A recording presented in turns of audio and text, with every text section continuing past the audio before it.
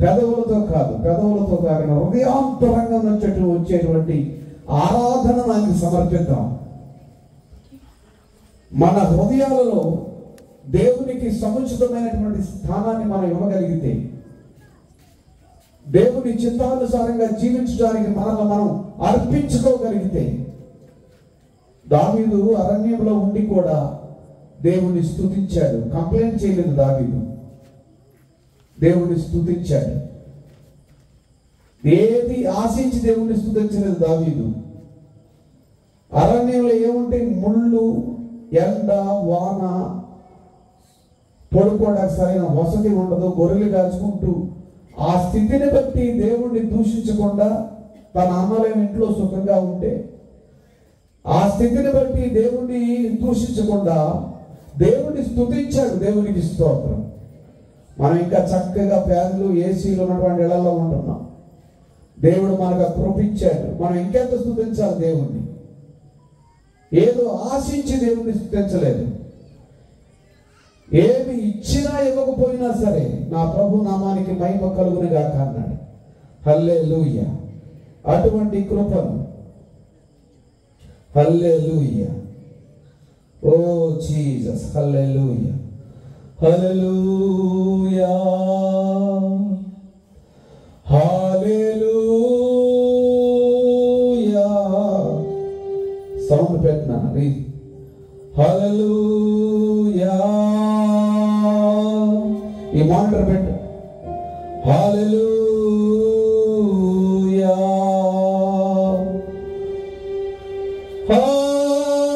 హల్లెలూయా, హల్లెలూయా. రెండు కళ్ళు మూసుకొని రెండు చేతులు పైకెత్తి దేవుని వైపు చూడండి. హల్లెలూయా. ఆశీర్వదించే దేవుడు ఆయన, బలపరిచే దేవుడు ఆయన, స్థిరపరిచే దేవుడు ఆయన, నడిపించేటువంటి దేవుడు ఆయన, మనల్ని ఆశీర్వదించడానికి తన ప్రాణాన్ని బలిగా అర్పించినటువంటి వాడు. అటువంటి దేవుడు ఎవరినో లేరు. మనుషుల కొరకు తన ప్రాణాన్ని, తన విలువైనటువంటి ప్రాణాన్ని అర్పించడానికి పరలోకం నుండి దిగి వచ్చినటువంటి యేసు క్రీస్తు వారి నామాన్ని నువ్వు స్తుతించగలిగితే, హల్లెలూయా, హల్లెలూయా, హల్లెలూయా, హల్లెలూయా, హల్లెలూయా, హల్లెలూయా,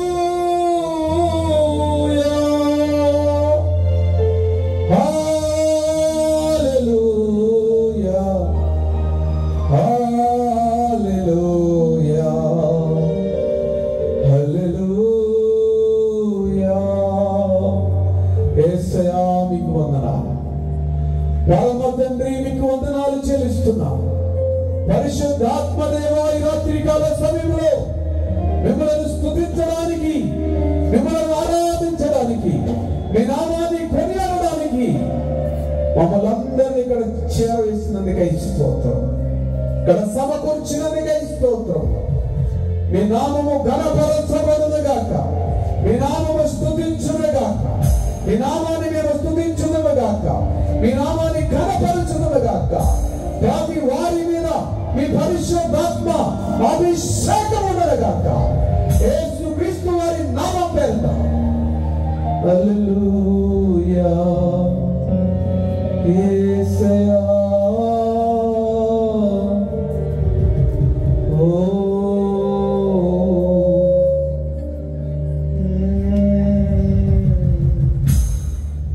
నీతో సమమెవ్వరు, నీలా ప్రేమించేదెవరు, నీలా క్షమించేదెవరు. యేసయ్యా, నీలా పాపికై ప్రాణం పెట్టిన వారెవరు, నీతో సమమెవ్వరు, నీలా ప్రేమించేదెవరు, నీ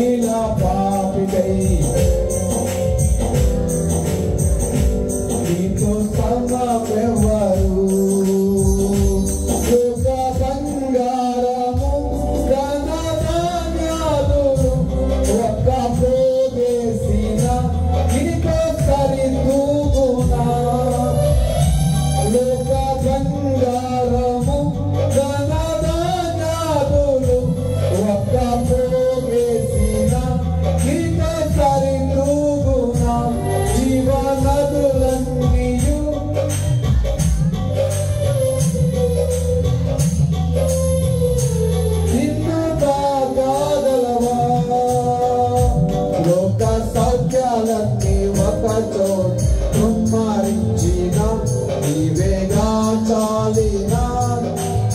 ఆమె ఆమె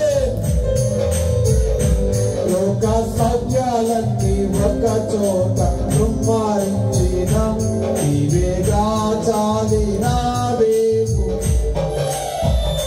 నీతో సమమెవ్వరు, నీలా ప్రేమించేదెవరు, నీలా క్షమించేదెవరు యేసయ్యా. నీలా పాపికై ప్రాణం పెట్టిన వారెవ్వరు, నీలా పాపికై. అందరం కలిసి ప్రభువుని ఆరాధిద్దాం. నేను వెదకకున్నా నాకు దొరికితివి, నే ప్రేమించకున్నా నన్ను ప్రేమించితివి.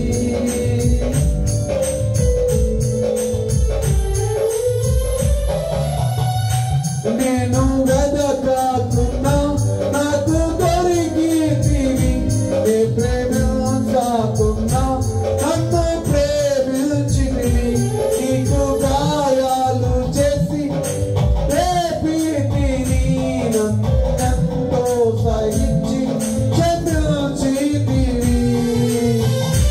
లోక సౌఖ్యాలన్నీ ఒక చోట కుమ్మరించిన నీవేగా చాలినా.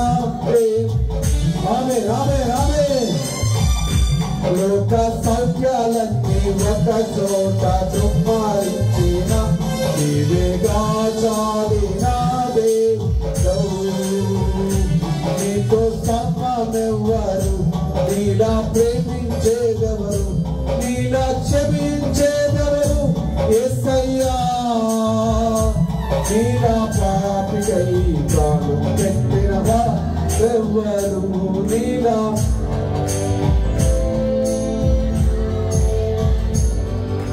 ఆరాధనా స్తుతి ఆరాధనా ఆరాధనా నీకే, ఆరాధనా స్తుతి ఆరాధనా ఆరాధనా నీకే, ఆరాధనా నీకే, ఆరాధనా నీకే, ఆరాధనా నీకే,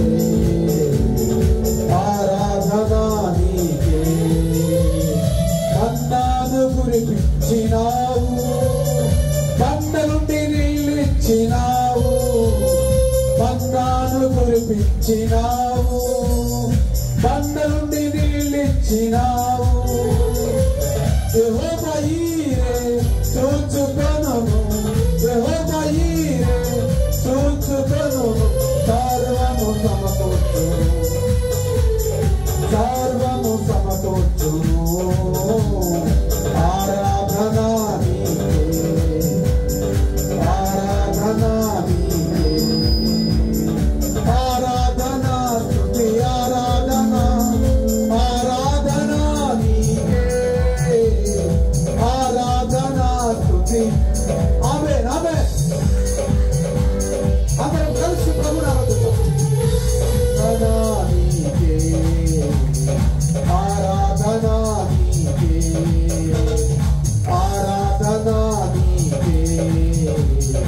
ఆరాధనా నీకే, ఆరాధనా స్తుతి ఆరాధనా ఆరాధనా నీకే, ఆరాధనా స్తుతి ఆరాధనా ఆరాధనా నీకే, ఆరాధనా నీకే, ఆరాధనా నీకే, ఆరాధనా నీకే, ఆరాధనా నీకే.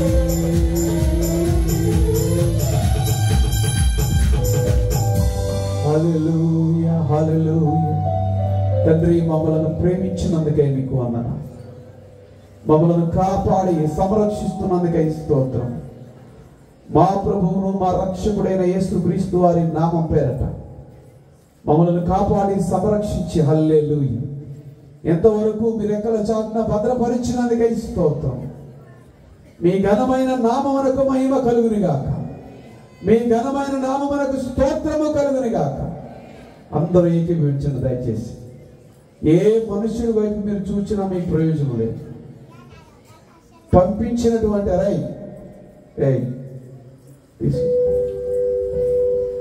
పంపించినటువంటి నా వైపు చూసినా మీకు ప్రయోజనం లేదు. నన్ను పంపించినటువంటి యేసయ్య వైపు చూడండి. ఎవరి వైపు, మనుషుల వైపు ఎందుకు చూస్తున్నారు? ఈ పిల్లల్ని కంట్రోల్లో ఉంచండి కొద్దిగా ప్లీజ్.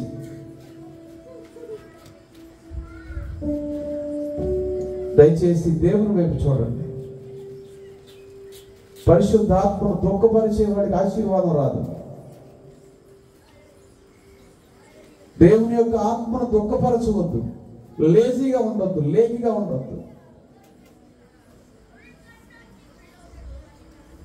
హల్లెలూయా.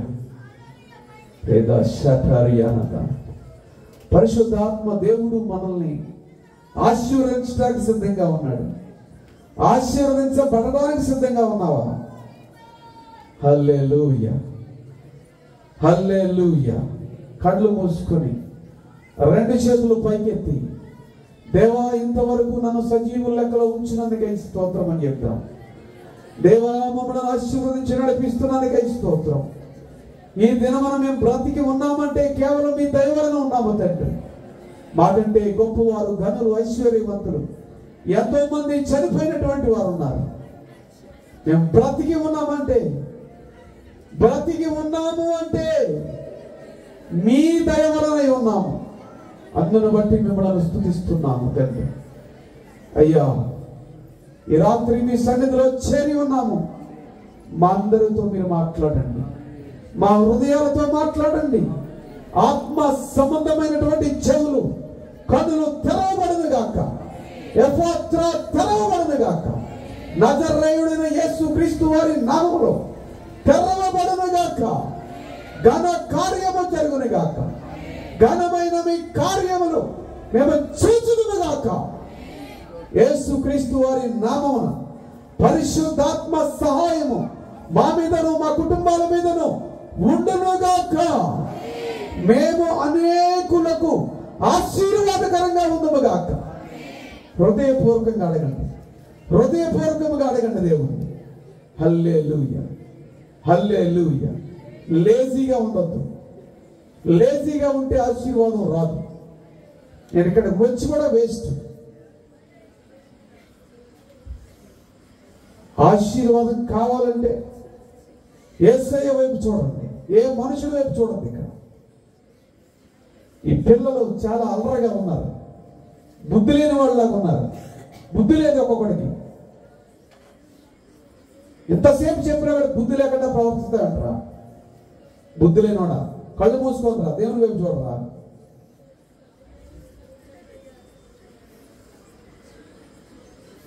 దేవుని ఆత్మను దుఃఖపరిస్తే శాపం వస్తుంది.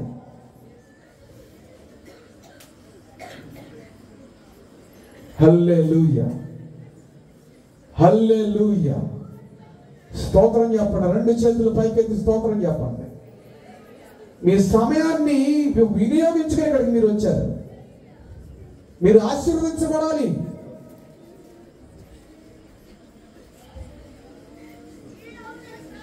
హల్లెలూయా. ప్రభు నామానికి మహిమ కలుగుని గాక. ఆయన నామానికి ఘనత కలుగుని గాక. ఆయన నామానికి స్తోత్రము కలుగుని గాక.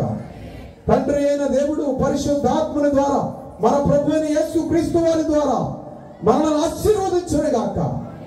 కుటుంబాల్లో ఉన్న సమస్తమును ఆశీర్వదించును గాక. బిడ్డలను ఆశీర్వదించును గాక. మన పిండి పిసుకు తొట్టి ఆశీర్వదించబడును గాక. ఘనమైన ఆయన కార్యములు మన గృహములలో మనం చూచుదుము గాక. నజరేయుడైన యేసు క్రీస్తు వారి నామమున కృప కలుగును గాక. కృప కొరకే వేడుకొనుచున్నాము తండ్రి. ప్రతి శాపగ్రస్తమైనటువంటి ఆలోచన విధానము, ప్రవర్తన తొలగిపోవని గాక. యేసు క్రీస్తు వారి నామం పేరట తొలగిపోవని గాక, లయమైపోవని గాక. సాతాను తంత్రములు లయమైపోవని గాక. దరిద్రపు దురాత్మలు లయమైపోవని గాక. దరిద్రత తొలగిపోవని గాక. యేసు క్రీస్తు వారి నామమున అడిగిన మనవులన్నీ పొంది ఉన్నాము తండ్రి. ఆమేన్, ఆమేన్. దయచేసి కూర్చోండి, అలాగే కూర్చోండి.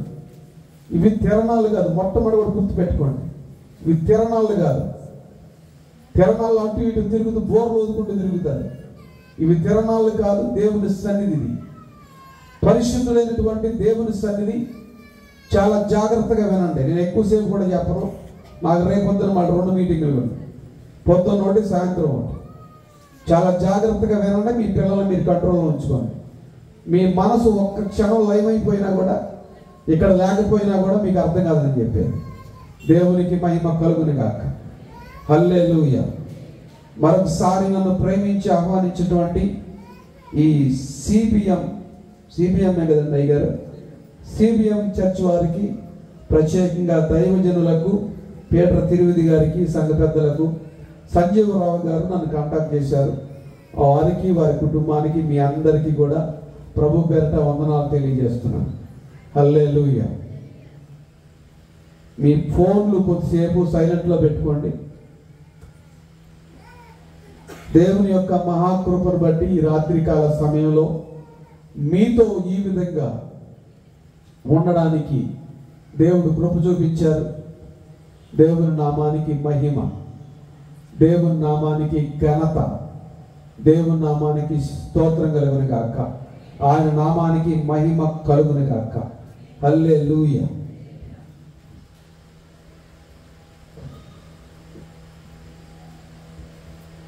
యెషయా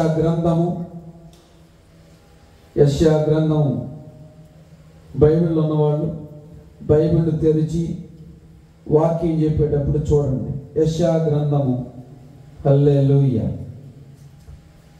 54వ అధ్యాయము 17వ వచనం. యెషయా గ్రంథము 54వ అధ్యాయము 17వ వచనం. నీకు విరోధముగా రూపింపబడిన ఏ ఆయుధము వర్ధిల్లదు.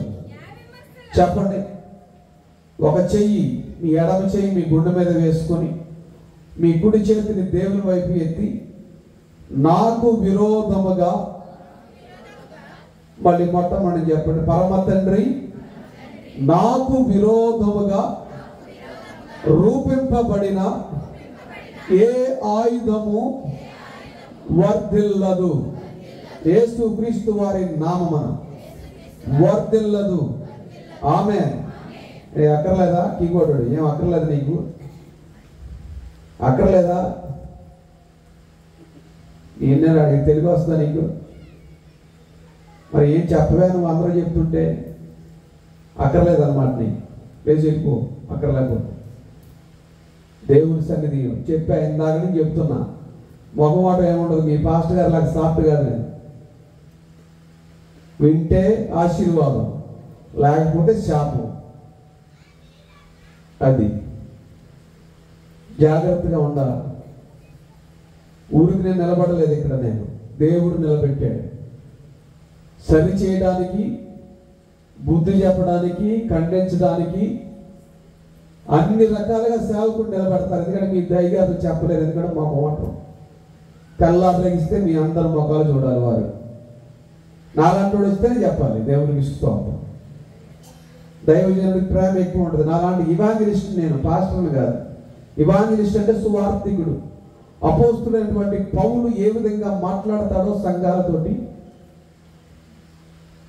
ఏ విధమైనటువంటి దెబ్బలు తిన్నారో అపోస్తలులు, ఆ విధమైన పరిచర్య నాది. నేర్పిస్తాం. చెప్పాను కదా, సండే స్కూల్ టీచర్ అని. వాడు కుర్రాడాడు, అందుకే చెప్తున్నాడు. చాలా జాగ్రత్తగా ఉండాలి అందరూ. దేవుని సన్నిధిలో మనం ఉన్నామని ఎరిగి, గ్రహింపు కలిగి, మీ మనసంతా కూడా దేవుని మీద పెట్టాలి.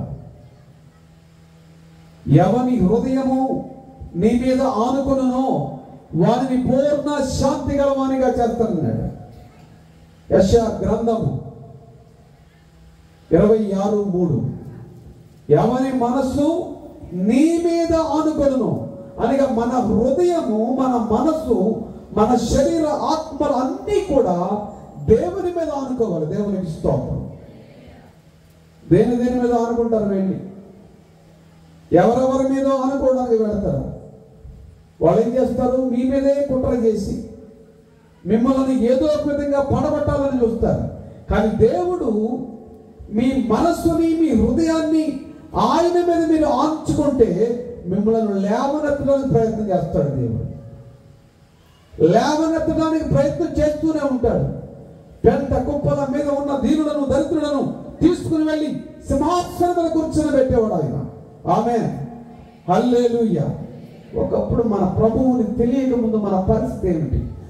మీ పరిస్థితి ఏమిటో, నా పరిస్థితి మహా అన్యాయం, దుర్మార్గమైనటువంటి జీవితం, ఏం చేయాలో తెలియనటువంటి జీవితం. ఎందుకు పుట్టాను, ఎందుకు బ్రతుకుతున్నాను, చనిపోతే ఎక్కడికి వెళతాననే దానికి సమాధానం దొరక్క 15 సార్లు ఆత్మహత్య చేసుకుని చచ్చిపోదాం అనుకున్నాను. కానీ చనిపోతే ఎక్కడికి వెళదామని తెలుసుకుని చనిపోదాం అనుకునేవాడిని. సాక్ష్యం కూడా చెప్తాను. కొంతమంది నా సాక్ష్యం మీరు చూసి ఉండొచ్చు. ఒక రోజుకి నా సంపాదన 20,000. 95వ సంవత్సరం, ఇప్పుడు కాదు, ఒక్క రోజుకి నా సంపాదన 20,000. డబ్బు సంపాదించిన పెద్ద విషయం కాదు. నా 18వ ఏటలో నా సంపాదన చెప్తున్నా మీకు. సినిమా ఫీల్డ్లో, సినిమా రంగంలో ఆర్ట్ డైరెక్టర్గా పనిచేశాను. మా ఇద్దరు బాబాయ్లు ఆర్ట్ డైరెక్టర్స్, చెన్నైలో ఉండేవాళ్ళు. అది కూడా చెప్తాను మీకు. ప్రభువుని నమ్మిన తర్వాత, ప్రభు దగ్గరికి వచ్చిన తర్వాత మా వాళ్ళందరూ నన్ను నడిరోడ్డు మీద వదిలేశారు. యేసుక్రీస్తుని రక్షకునిగా అంగీకరించినందుకు.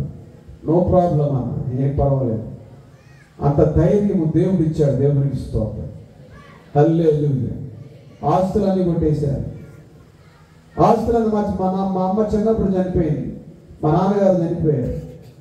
ఆస్తులన్నీ లాక్కున్నారు, వస్తే చంపేస్తామన్నారు. దేనికి భయపడలేదు. నో ప్రాబ్లం అన్న. దేవుడు అక్కడి నుంచి లేపాడు అన్న. దేవునికి స్తోత్రం. ఒకటే నమ్మకం, ఒకటే నమ్మకం. ఏ నమ్మకం? ఈ నమ్మకం. ఇది నా నమ్మకం.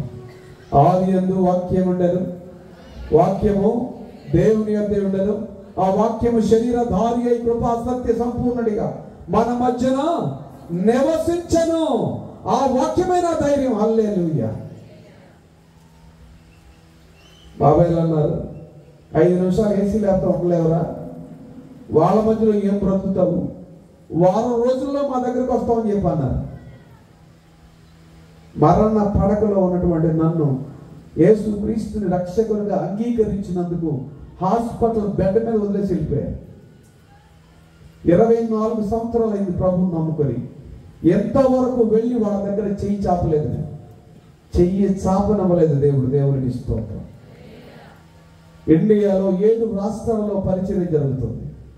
సువార్త లేని ప్రాంతాల్లో ఒడిస్సా, ఛత్తీస్గఢ్, పంజాబ్, గుజరాత్, కర్ణాటక, ఎక్కడైతే యేసుక్రీస్తు సువార్తను ప్రకటిస్తే కొడతారో చంపుతామంటారో అక్కడికి వెళ్ళి సువార్త సేవ జరిగిస్తున్నాడు దేవుడు నా ద్వారా. అక్కడికి తీసుకుని వెళ్ళి దేవుని నామానికి మహిమ కలుగునుగాక. దేవుడు ఎక్కడికైనా తీసుకెళ్ళగలడు. అందుకనే యేసు ప్రభు వారు శిష్యులతో అంటాడు, అయితే యేసు వారి యొద్దకు వచ్చి, మత్తయి సువార్త 28వ అధ్యాయం 18, 19 వచనాలు. అయితే యేసు వారి యొద్దకు వచ్చి, పరలోకమందును భూమి మీదను నాకు సర్వాధికారము ఇయ్యబడి ఉన్నది. మీరు సర్వలోకమునకు వెళ్ళి సర్వ సృష్టికి సువార్తను ప్రకటించుడి. హల్లెలూయా, ప్రైజ్ ది లార్డ్. ఏం చేయాలి? సువార్త. సువార్త అనగా ఏంటి? వాడు ఎవడో అన్నాడు, మా పక్కింట్లో ఉంది సువార్త అమ్మాయి అన్నాడు. వాడు ఫోకస్ అంతా అమ్మాయి మీద ఉంది. సువార్త అంటే కూడా తెలియదు వాడికి. చర్చికి వస్తానే ఉన్నాడు 20 పుట్టినప్పటి నుంచి. సువార్త అంటే ఏమిటి? యేసుక్రీస్తు వారి యొక్క జననం, మరణం, పునరుద్ధానముల గురించిన వార్త సువార్త. ఒక మనిషి మరణానికి జోగుతున్నప్పుడు ఆ మనిషికి యేసుక్రీస్తు గురించి చెప్పి, నువ్వు మరణం అవడానికి వీలు లేదు, నువ్వు ఆత్మహత్య చేసుకోవడానికి వీలు లేదు, నువ్వు కృంగిపోవడానికి వీలు లేదు, నీ జీవితంలో ఇదిగో ఒక నిరీక్షణ ఉన్నది, ఆ నిరీక్షణ యేసుక్రీస్తు అని చెప్పగలిగింది సువార్త. హల్లెలూయా. ఎంతమందికి చెప్తున్నారు మీరు? ఎంతమంది ఈ చర్చిని నింపుతున్నారు? విశ్వాసులతో, అన్యులతోటి. మేము చెప్తే ఎవడంటాడయ్యా అంటారు కొంతమంది. ఒక పెద్ద ఆవిడ అంది, అయ్యా అందరికీ సువార్త చెప్పమంటున్నావు, పరలోకంలో అందరికీ ప్లేస్ ఉండదంటామని అడిగింది. పరలోకంలో ప్లేస్ ఉండదని మేము మా ఊరు మా సంఘం మాత్రమే పరలోకం పోవాలని ప్రార్థన చేస్తున్నట్ట. చాలా బాధగా అనిపించింది పెద్ద ఆవిడ. నేను అన్నాను, ఇంత దేవుడు ఒక ఆత్మని లోకానికి పంపించాడంటే ఆ ఆత్మ కొరకు ఆయన అన్ని సిద్ధపరచుస్తాడు. అందుకని యేసు ప్రభు వారు శిష్యులతో అంటాడు, నేను మీ కొరకు స్థలము సిద్ధపరచ వెళ్ళుచున్నాను. స్థలాన్ని సిద్ధపరచు. సిద్ధపాటు లేకుండా దేవుడు లేడు. సిద్ధపాటు అన్ని రకాలుగా దేవుడు సిద్ధపరిచాడు. నీవు సిద్ధపడ్డావా? దేవుడు ఆశీర్వదించడానికి సిద్ధంగా ఉన్నాడు. ఆశీర్వదించబడడానికి సిద్ధంగా ఉన్నావా? ఆమె కొంతమంది చెప్తున్నారు, సిద్ధంగా ఉన్నారా లేదా చెప్పండి. అవుననో కాదనో చెప్పండి. దేవునికి స్తోత్రం. హల్లెలూయా. వన్ సైడ్ ప్రసంగికుడు కాదు, ఏదో 4 మాటలు చెప్పుకుని పోయేవాడిని కాదు. నేను మీలోనన్నా మార్పు రావాలి, నేనన్నా మానేయాలి. ఆమె హల్లెలూయా. మార్పు రావాలి, హృదయంలో మార్పు రావాలి.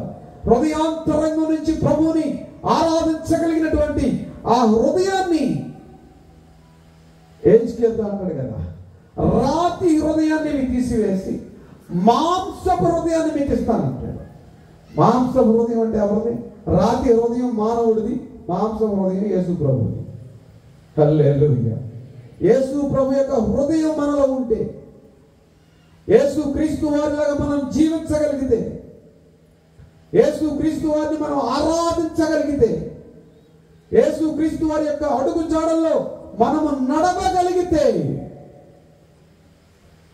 ఎందుకు మారండి? మారుతారు. నన్ను పొడిచిన వాళ్ళు, నన్ను దోచుకున్నటువంటి వాళ్ళు, నా డబ్బును దోచుకుని నన్ను పొడిచి వెళ్ళిపోయినటువంటి వాళ్ళని ఇలాంటి పాస్టర్ గారు ఆయన నాకు బైబిల్ ఇచ్చి వాళ్ళని క్షమించమన్నాడు. ఎలా క్షమిస్తామన్నాను? యేసు ప్రభువారు క్షమించాడు. అయ్యగారు ఈ పక్కన పెట్టుకొని కొద్దిగా ఎలా క్షమిస్తామన్నా అని చెప్పాను. ఆయన అన్నాడు, నువ్వు క్షమించకపోతే యేసు ప్రభు నమ్ముకోవద్దు, నా బైబిల్ నాకు ఇచ్చే అన్నాడు. ఇద్దరం, ఆ పాస్టర్ గారు నేను జైలుకి వెళ్ళి వాళ్ళని జైల్లో పెడితే వాళ్ళ బెయిల్ పేపర్ మీద సంతకం పెట్టి నేను వదిలేమని చెప్పాను. చేయగలరా? వాళ్ళు ఇప్పుడు ప్రభువుని నమ్ముకున్నారు. దేవునికి స్తోత్రం. దొంగతనాలు మానేసి, రౌడీజం మానేసి ప్రభువుని నమ్ముకున్నారు. నేను హైదరాబాద్లో సికింద్రాబాద్లో మీటింగ్లో ఉన్నప్పుడు, పెద్ద మీటింగ్ అది, ఒక 10,000 మంది ఉంటారు. వాక్యం చెప్పడానికి పిలిచారు అని వెళ్ళాను. ఆ మీటింగ్లోంచి ఒకడు లేచి పైకి వచ్చి, నేను మొట్టమొదటిగా పొడిచిన వాడు నేనే అని వచ్చాడు. ఆటో డ్రైవర్గా పనిచేసుకుంటున్నాడు. ఇప్పుడు దొంగతనాలు మానేశాడు. వాళ్ళు 12 మంది, నేను ఒక్కడిని, 13 మంది మార్చబడ్డాం. ఈ ఒక్కడి కుటుంబంలోనే ముస్లిం ఒక కుర్రోడు, ఆ ఒక్కడి కుటుంబంలోనే 6 రక్షించబడ్డారు. దేవునికి స్తోత్రం. చిన్న క్షమాపణ, చిన్న గాయం జరిగింది, నేను రక్షించబడ్డాను. వాడు నిన్ను పొడవడాన్ని బట్టి నువ్వు యేసు ప్రభువుని తెలుసుకున్నావు, నిజమైనటువంటి దేవుణ్ణి, నువ్వు వాడిని క్షమించాలన్నాడు. హల్లెలూయా. అంతే. What is the meaning of real Christianity? Love and forgiveness. క్రైస్తవత్వానికి అర్థం ఏమిటంటే ప్రేమించడం, క్షమించడం. యేసు ప్రభువారిని పేతురు అడిగాడు, నా సహోదరుడు నా ఎడల తప్పిదము చేసిన ఎడల ఎన్ని మార్లు నేను క్షమించాలంటే 70+70+70+ అన్నారు. 7 times 70+. అంటే ఎన్ని సంవత్సరాలు వాడిని. ఈ రోజు పొద్దున్న తప్పు చేసి వాడు సాయంత్రం వచ్చి నన్ను క్షమించమంటే అయ్యారు అంతేనా? అంతేనా అయ్యారు? సాయంత్రం వచ్చి క్షమించు ప్రభు అంటే క్షమించాలి. That is the Christianity. దేవుడు క్షమిస్తూ, అలా క్షమిస్తున్నాడు కదా అని చెప్పి కావాలని తప్పు చేస్తే దేవుడు కూడా క్షమించడం. గుర్తుపెట్టుకోండి. పాస్టర్ గారు రాత్రి చెప్పారు క్షమించమని. పొద్దున్న నేను కొడతా, సాయంత్రం వచ్చి క్షమాపణ అడుగుతాని వెర్రి మాటలు మాట్లాడద్దు కొంతమంది. వెర్రి బాగులాగా ప్రవర్తిస్తుంటారు కొంతమంది, వాక్యాన్ని అపార్థంగా తీసుకొని. దేవుని యొక్క వాక్యానికి విరోధంగా లేచి కొంతమంది ప్రవర్తిస్తూ ఉన్నారు. వాళ్ళ గతి ఏమవుతుందంటే ఆనాడు ఫరోకు పట్టిన గదే పడుతుంది. మోషే వెళ్ళి నా ప్రజలను పోనిమ్మని మా దేవుడైన యెహోవా సెలవిస్తూ ఉన్నాడు, దయచేసి మా ప్రజలను పోని, మేము మా దేవుణ్ణి ఆరాధించుకోవాలంటుంటే ఫరో వినలేదు. అధికమైనటువంటి బాధలు వస్తే మళ్ళా మోషేనే పిలిచి నా దేశం కొరకు, నా కుటుంబం కొరకు, నా ప్రజల కొరకు నువ్వే ప్రార్థన చేయి అన్నాడు. ఇప్పుడు ఒక చట్టం రూపొందించబడింది 3 రాష్ట్రాల్లో. ఎవరైనా హీలింగ్స్ ప్రార్థన చేస్తే, స్వస్థత కోసం ప్రార్థన చేస్తే, ఆశీర్వాదం కోసం ప్రార్థన చేస్తే ఇంకేం ప్రార్థన చేసుకోవాలి మనం? రెండే కదా మనకు కావాల్సింది. దేవుని దగ్గర మనకు ఆశీర్వాదం రావాలి, స్వస్థత కావాలి, హృదయానికి స్వస్థత కావాలి, శరీరానికి స్వస్థత కావాలి. ఒక ప్రభుత్వం, అస్సాం ప్రభుత్వం, ఉత్తరప్రదేశ్లో ఉన్నటువంటి ప్రభుత్వం, లేక గుజరాత్లో ఉన్నటువంటి ప్రభుత్వం చట్టం చేసింది ఏమని, ఎవరైనా స్వస్థత కోసం ప్రార్థన చేస్తే 3 సంవత్సరాల జైలు, 2 లక్షల జరిమానా. పాస్టర్ గారిని జైల్లో పెడతారు తీసుకెళ్ళి. అది లేదు ఇక్కడ. దేవునికి స్తోత్రం, హల్లెలూయా. చక్కగా బైబిల్ పట్టుకుని మీకు అనుకూలమైన సమయంలో వచ్చారు ఇక్కడికి, మంచిది, పర్వాలేదు, వచ్చారు, స్తోత్రం. బైబిల్ ఉందని తెలిస్తేనే చంపేస్తారు. ఈ పేపర్ ఉంది కదా, ఇలాగ చిరిగిపోయింది అబ్బాయి, ఈ పేపర్ ఇలా పట్టుకుని ఇలా మడిచి ఇలాగ ఇంత చిన్నగా మడిచి దీన్ని కూరగాయల సంచిలోనూ ఫోన్ బాక్సుల్లోనూ పెట్టుకుని వెళ్ళి ఆ రోజు ఏదైతే వాక్యం చదువుతున్నారో ఆ వాక్యం చదివి ఆ పేపర్ని నవ్వి మీకేస్తారు. అది పరిస్థితి. మనకు అటువంటి పరిస్థితి లేదు ఇక్కడ. మనం కొట్టేవాడు లేడు, తిట్టేవాడు లేడు. అది రావాలని కోరుకుంటున్నాను. అప్పుడు ప్రభు విలువ తెలుస్తుంది. కోరుకోవడం అంటే కావాలని కోరుకోవట్లేదు. మనల్ని హింసించేవాడు ఉంటే దేవుని యొక్క విలువ తెలుస్తుంది. అప్పుడు దేవుడా అంటారు. ఇర్మియా గ్రంథము 16:6, మార్గములలో నిలిచి చూడు. 6:16 క్షమించండి, చదువు మాట. హల్లెలూయా. యెహోవా ఇలాగూ సెలవిచ్చుచున్నాడు, మార్గములలో నిలిచి చూడుడి, పురాతన మార్గములను గురించి విచారించుడి, మేలు కలుగు మార్గమేదని తెలుసుకొని అందులో నడుచుకొనుడి, అప్పుడు మీకు నెమ్మది కలుగును. నెమ్మది లేదు. బబులోను రాజ్యములో ఇశ్రాయేలు ప్రజలు బానిసలుగా మరగిపోతూ ఉంటే ఇర్మియా ప్రవక్త ప్రకటిస్తూ ఉన్నాడు, పురాతన మార్గం ఏది? ఎక్కడి నుంచి దేవుడు మిమ్మల్ని తీసుకుని వచ్చాడు? ఎటువంటి బానిస బ్రతుకు నుంచి దేవుడు మిమ్మల్ని విడిపించి మిమ్మల్ని గొప్ప చేసి పాలు తేనెలు ప్రవహించే దేశానికి మిమ్మల్ని నడిపిస్తే మీరు దేవునికి ఎదురు తిరిగారు. యెహోవా మీద మీరు ఎదురు తిరిగితే మీరు బానిసలై వచ్చారు ఇక్కడికి.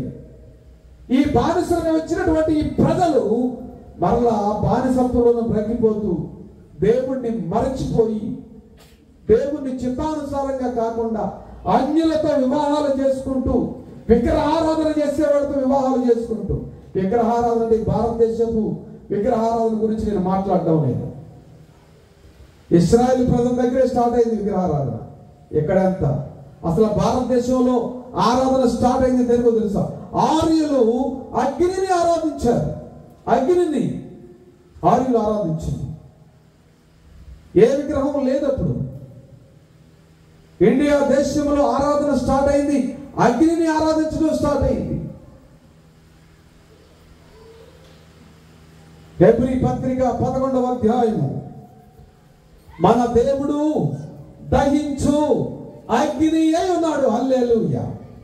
మన దేవుడు ఎవరు? దహించు అగ్ని. మోషేకి ఎక్కడ కనపడ్డాడు దేవుడు? మండుచున్నటువంటి పొదలో కనపడ్డాడు. పొద మండుచున్నది కానీ కాలిపోలేదు. ఏమైంది? ఎక్కడైనా అగ్ని ముట్టించండి, ఏమవుతుంది? క్షణాల్లో బూడిదైపోతుంది.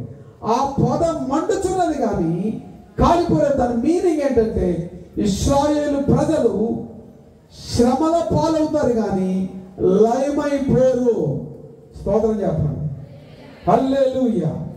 ఒకవేళ ఈ రోజున భాషలో చెప్పుకోవాలనుకుంటే క్రైస్తవ జీవితంలో శ్రమలు వస్తాయి, శ్రమలు విస్తరిస్తాయి, కానీ క్రైస్తవులు నాశనమైపోరు. ఆమె ఆ శ్రమల నుంచి విడిపించేవాడు ఉన్నాడు. శ్రమల నుంచి విడిపించి లేవనెత్తటువంటి దేవుడు మనకు తోడుగా ఉన్నాడు. యెహోవా నేను మార్పు లేని వాడను కనుక మీరు లయము కాకుండా ఉన్నారు. ఆయన కోపము నిమిషం మాత్రం ఉంటుంది, దయ ఆయుష్కాలం ఉంటుంది. హల్లెలూయా. దాన్ని ఉపయోగించుకోవడం తెలియదు చాలా మందికి. దేవుని యొక్క కృపను నేను ఈ పాస్టర్ గారికి సహాయం చేశాను అనుకోండి, ఈ పాస్టర్ గారు నాకు సహాయం చేస్తారు, అయిపోయింది. కానీ నేను ప్రార్థన చేస్తే లేదా మీరు ప్రార్థన చేస్తే దేవుడు పని చేస్తాడు. అర్థమైందా? అర్థం కాదు. మీరు ప్రార్థన చేసి మీరు మోకరించి తండ్రి అని మీరు మొరపెడితే ఏమవుతుంది? దేవుడు పని చేయడం ప్రారంభిస్తాడు. నా కుమారుడు నన్ను అడుగుచున్నాడు, నా కుమార్తె నన్ను అడుగుతుంది, నేను వీళ్ళ కొరకు ఏదో ఒకటి చెయ్యాలని చెప్పి దేవుడు కార్యం చేయడం ప్రారంభిస్తాడు. ఆమేన్. అటువంటి కార్యం జరగాల వద్దా? జరగాలన్న వాడు స్తోత్రం చెప్పండి, హల్లెలూయా. మనల్ని ఒక గ్రూప్ వాళ్ళు గొర్రెలు అంటున్నారు. అందుకనే గొర్రెలు కాదురా, సింహాలను చూపించాలి. ఆమేన్. సింహము గర్జించను, భయపడని వాడు ఎవడుంటాడు? ఆమోసు. ఆమేన్. సింహము, యూదా గోత్రపు సింహమైన యేసు క్రీస్తు వారు గర్జించినప్పుడు సాతాను తోక ముడుచుకుని ఎక్కడో సందులు పారిపోతాడు. దేవునికి స్తోత్రం. గొర్రెలుగా కాదు, రాకడ అతి సమీపంగా ఉంది. సింహాలుగా మారండి. ఆమేన్. గొర్రెలను ఎగతాళి చేసేవారు ఉన్నారు చాలా మంది. వెర్రి గొర్రెలు, పిచ్చి గొర్రెలు అంటాడు ఒకడు, వాడే పెద్ద వెర్రుడు. దేవునికి స్తోత్రం. మనకి విరోధంగా రూపింపబడిన ఎవడో వర్తెలడు. దేవునికి స్తోత్రం కలుగును గాక, హల్లెలూయా. దేవుడు మనల్ని ఆశీర్వాదానికి వారసులకే పిలిచాడు కానీ భయపడి పారిపోయేవాళ్ళగా చంపుతావా? చంపు. యోబు గ్రంథము, హల్లెలూయా. యోబు గ్రంథం ఒకసారి చూడండి. యోబు అంటాడు, హల్లెలూయా, 13వ అధ్యాయము 15వ వచనము, ఆయన నన్ను చంపినను. యోబు గ్రంథము 13:15 చూడమ్మా. ఇదిగో ఆయన నన్ను చంపినను, నేను ఆయన కొరకు కన్ని పెట్టుచున్నాను. ఆమె చంపుతారా? చంపుకోండి, పర్వాలేదు. అమెరికా దేశంలో స్వార్థ ప్రకటించడానికి వెళ్ళినప్పుడు వాడు గన్న పెట్టాడు. ఇక్కడ కుర్రాడు, I will kill you, what you do అన్నాడు. If you kill me, I am going to heaven. Where you are going after you kill me? నన్ను చంపిన తర్వాత నువ్వు ఎక్కడికి వెళ్తావో తెలుసా నీకు అని అడిగాను. వాడు గ్యాంగ్స్టర్స్, డ్రగ్ అడిక్టర్స్. ఆ వీధుల్లో నేను ఎక్కడికి వెళ్ళి, అమెరికా వెళ్ళి చాలా మంది డబ్బులు తెచ్చుకోవడానికి పోతారు, అడుక్కోవడానికి పోతారు అంటారు చాలా మంది. సువార్త ప్రకటించడానికి వెళ్ళారు. ఆ వీధుల్లో ఉంటారు, డ్రగ్స్ తీసుకుంటూ అక్కడే పడిపోతుంటారు పార్కుల్లో. వాళ్ళ దగ్గరికి వెళితే వాళ్ళలో ఒకడు 46 మందిని దేవుడు రక్షించాడు. వాడి గన్ను ద్వారా ఇక్కడ పెట్టాడు. గన్ను 18 సంవత్సరాలు నిండితే గన్ను కొనుక్కోవచ్చు. 9 రాష్ట్రాలలో జైళ్ళల్లో ఉన్నటువంటి వాళ్ళకి సువార్త చెప్పాను. డిటెన్షన్ సెంటర్స్ లో ఉన్నటువంటి వాళ్ళకి సువార్త చెప్పాను. వాళ్ళందరూ మారి అంటారు. ఇప్పుడు లాస్ట్ ఇయర్ నేను వెళ్ళాను, అమెరికా వెళ్ళినప్పుడు అంటాడు, ఒకవేళ కొలంబియా వాడు, ఒక ఫ్రెంచ్ వాడు, ఒక ఇటలీ వాడు, వీళ్ళందరూ అంటారు అక్కడ బాగుపడి ఇప్పుడు వాళ్ళు ఉద్యోగాలు చేసుకుంటున్నారు. వాళ్ళు అంటారు, ఒకవేళ నువ్వే రాకపోతే మేము జైల్లోనే మగ్గిపోయేవాళ్ళం, నరకానికి పోయేవాళ్ళం అంటున్నారు. దేవుడు మమ్మల్ని ఆశీర్వదించాడు, మమ్మల్ని మా డ్రగ్స్ అడిక్షన్ నుంచి మమ్మల్ని విడిపించారు. మా యొక్క మానసిక రుగ్మతల నుంచి మమ్మల్ని విడిపించారు. మా పనికి మాలిన జీవితం నుంచి మమ్మల్ని విడిపించాడు. పరలోక రాజ్యాన్ని మేము చూడగలుగుతున్నాం. దేవుని నామానికి మహిమ కలుగును గాక అని వాళ్ళు చెబుతున్నారు. దేవునికి స్తోత్రం కలుగును గాక. హల్లెలూయా. వాళ్ళకి అర్థమైంది, దేవుని ఆశీర్వాదం అర్థం చేసుకున్నారు వాళ్ళు. మనకు అర్థం కావట్లా చాలా మందికి. దేవుని విలువను తెలుసుకోవాలి. యేసు ప్రభువు యొక్క విలువ ఎవరికి తెలుస్తుందంటే ఆయన ఆత్మతో మమేకమై ఉన్నటువంటి వాడికి తెలుస్తుంది. ఆత్మానుసారముగా జీవించేవాడికి తెలుస్తుంది. శరీరము ఆత్మ, ఆత్మ శరీరముకును, శరీరం ఆత్మకును విరోధముగా ఉన్నాయి. ఈ రెండు కొట్టుకుంటున్నాయి. ఆత్మ ఏం చెప్తుందంటే చర్చిలోకి వెళ్ళి ప్రార్థన చేయాలంట. శరీరం ఏం చెప్తే కొంచెంసేపు పడుకోవాలి. అవిధేయత విధేయత మధ్య మనిషి నలిగిపోతూ ఉన్నాడు. సరే వాడు గన్న పెట్టాడు కదా, నువ్వు నన్ను చంపితే నేను పరలోకానికి పోతాను, ఎక్కడికి పోతావండి? ఏంటంటే నా స్టోరీ చెప్పానంట.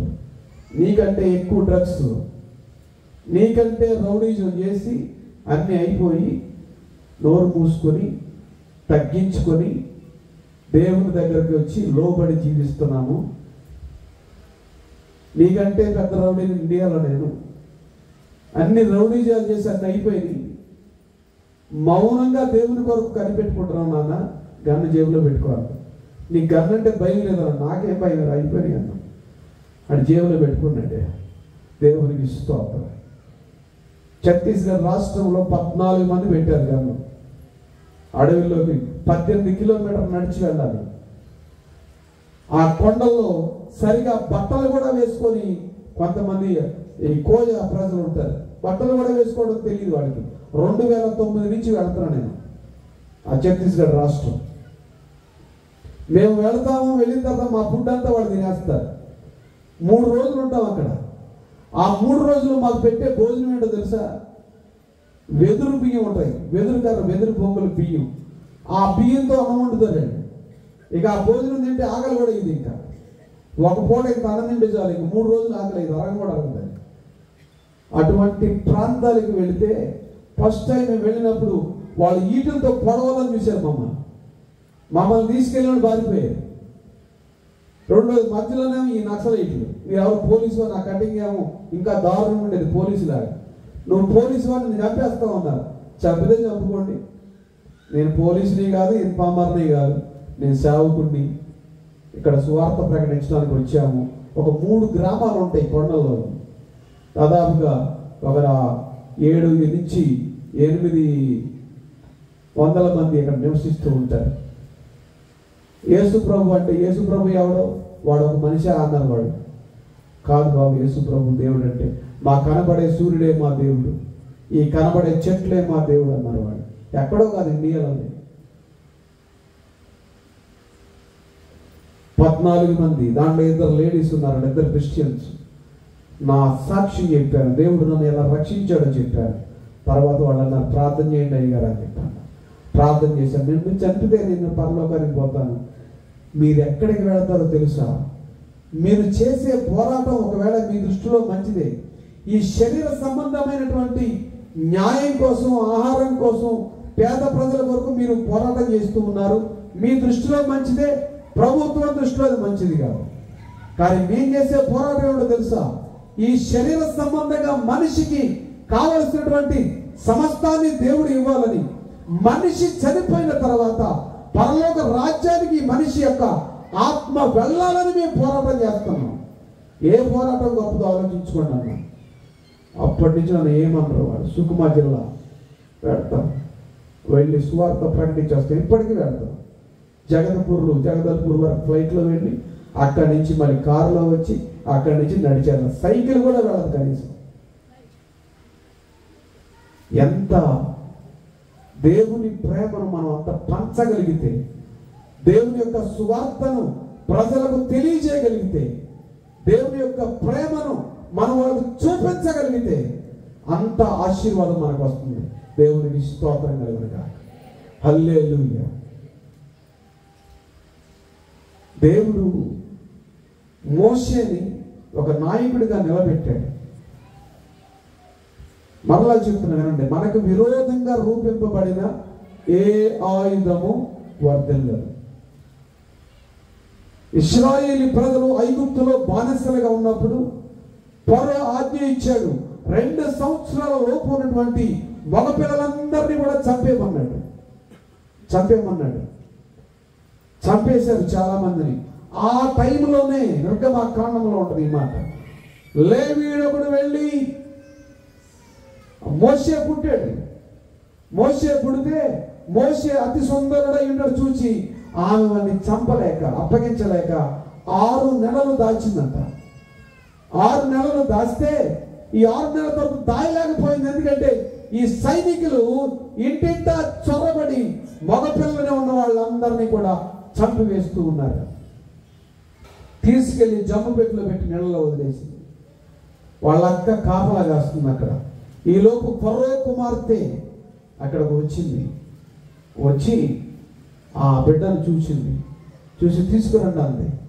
గమనించండి జాగ్రత్తగా.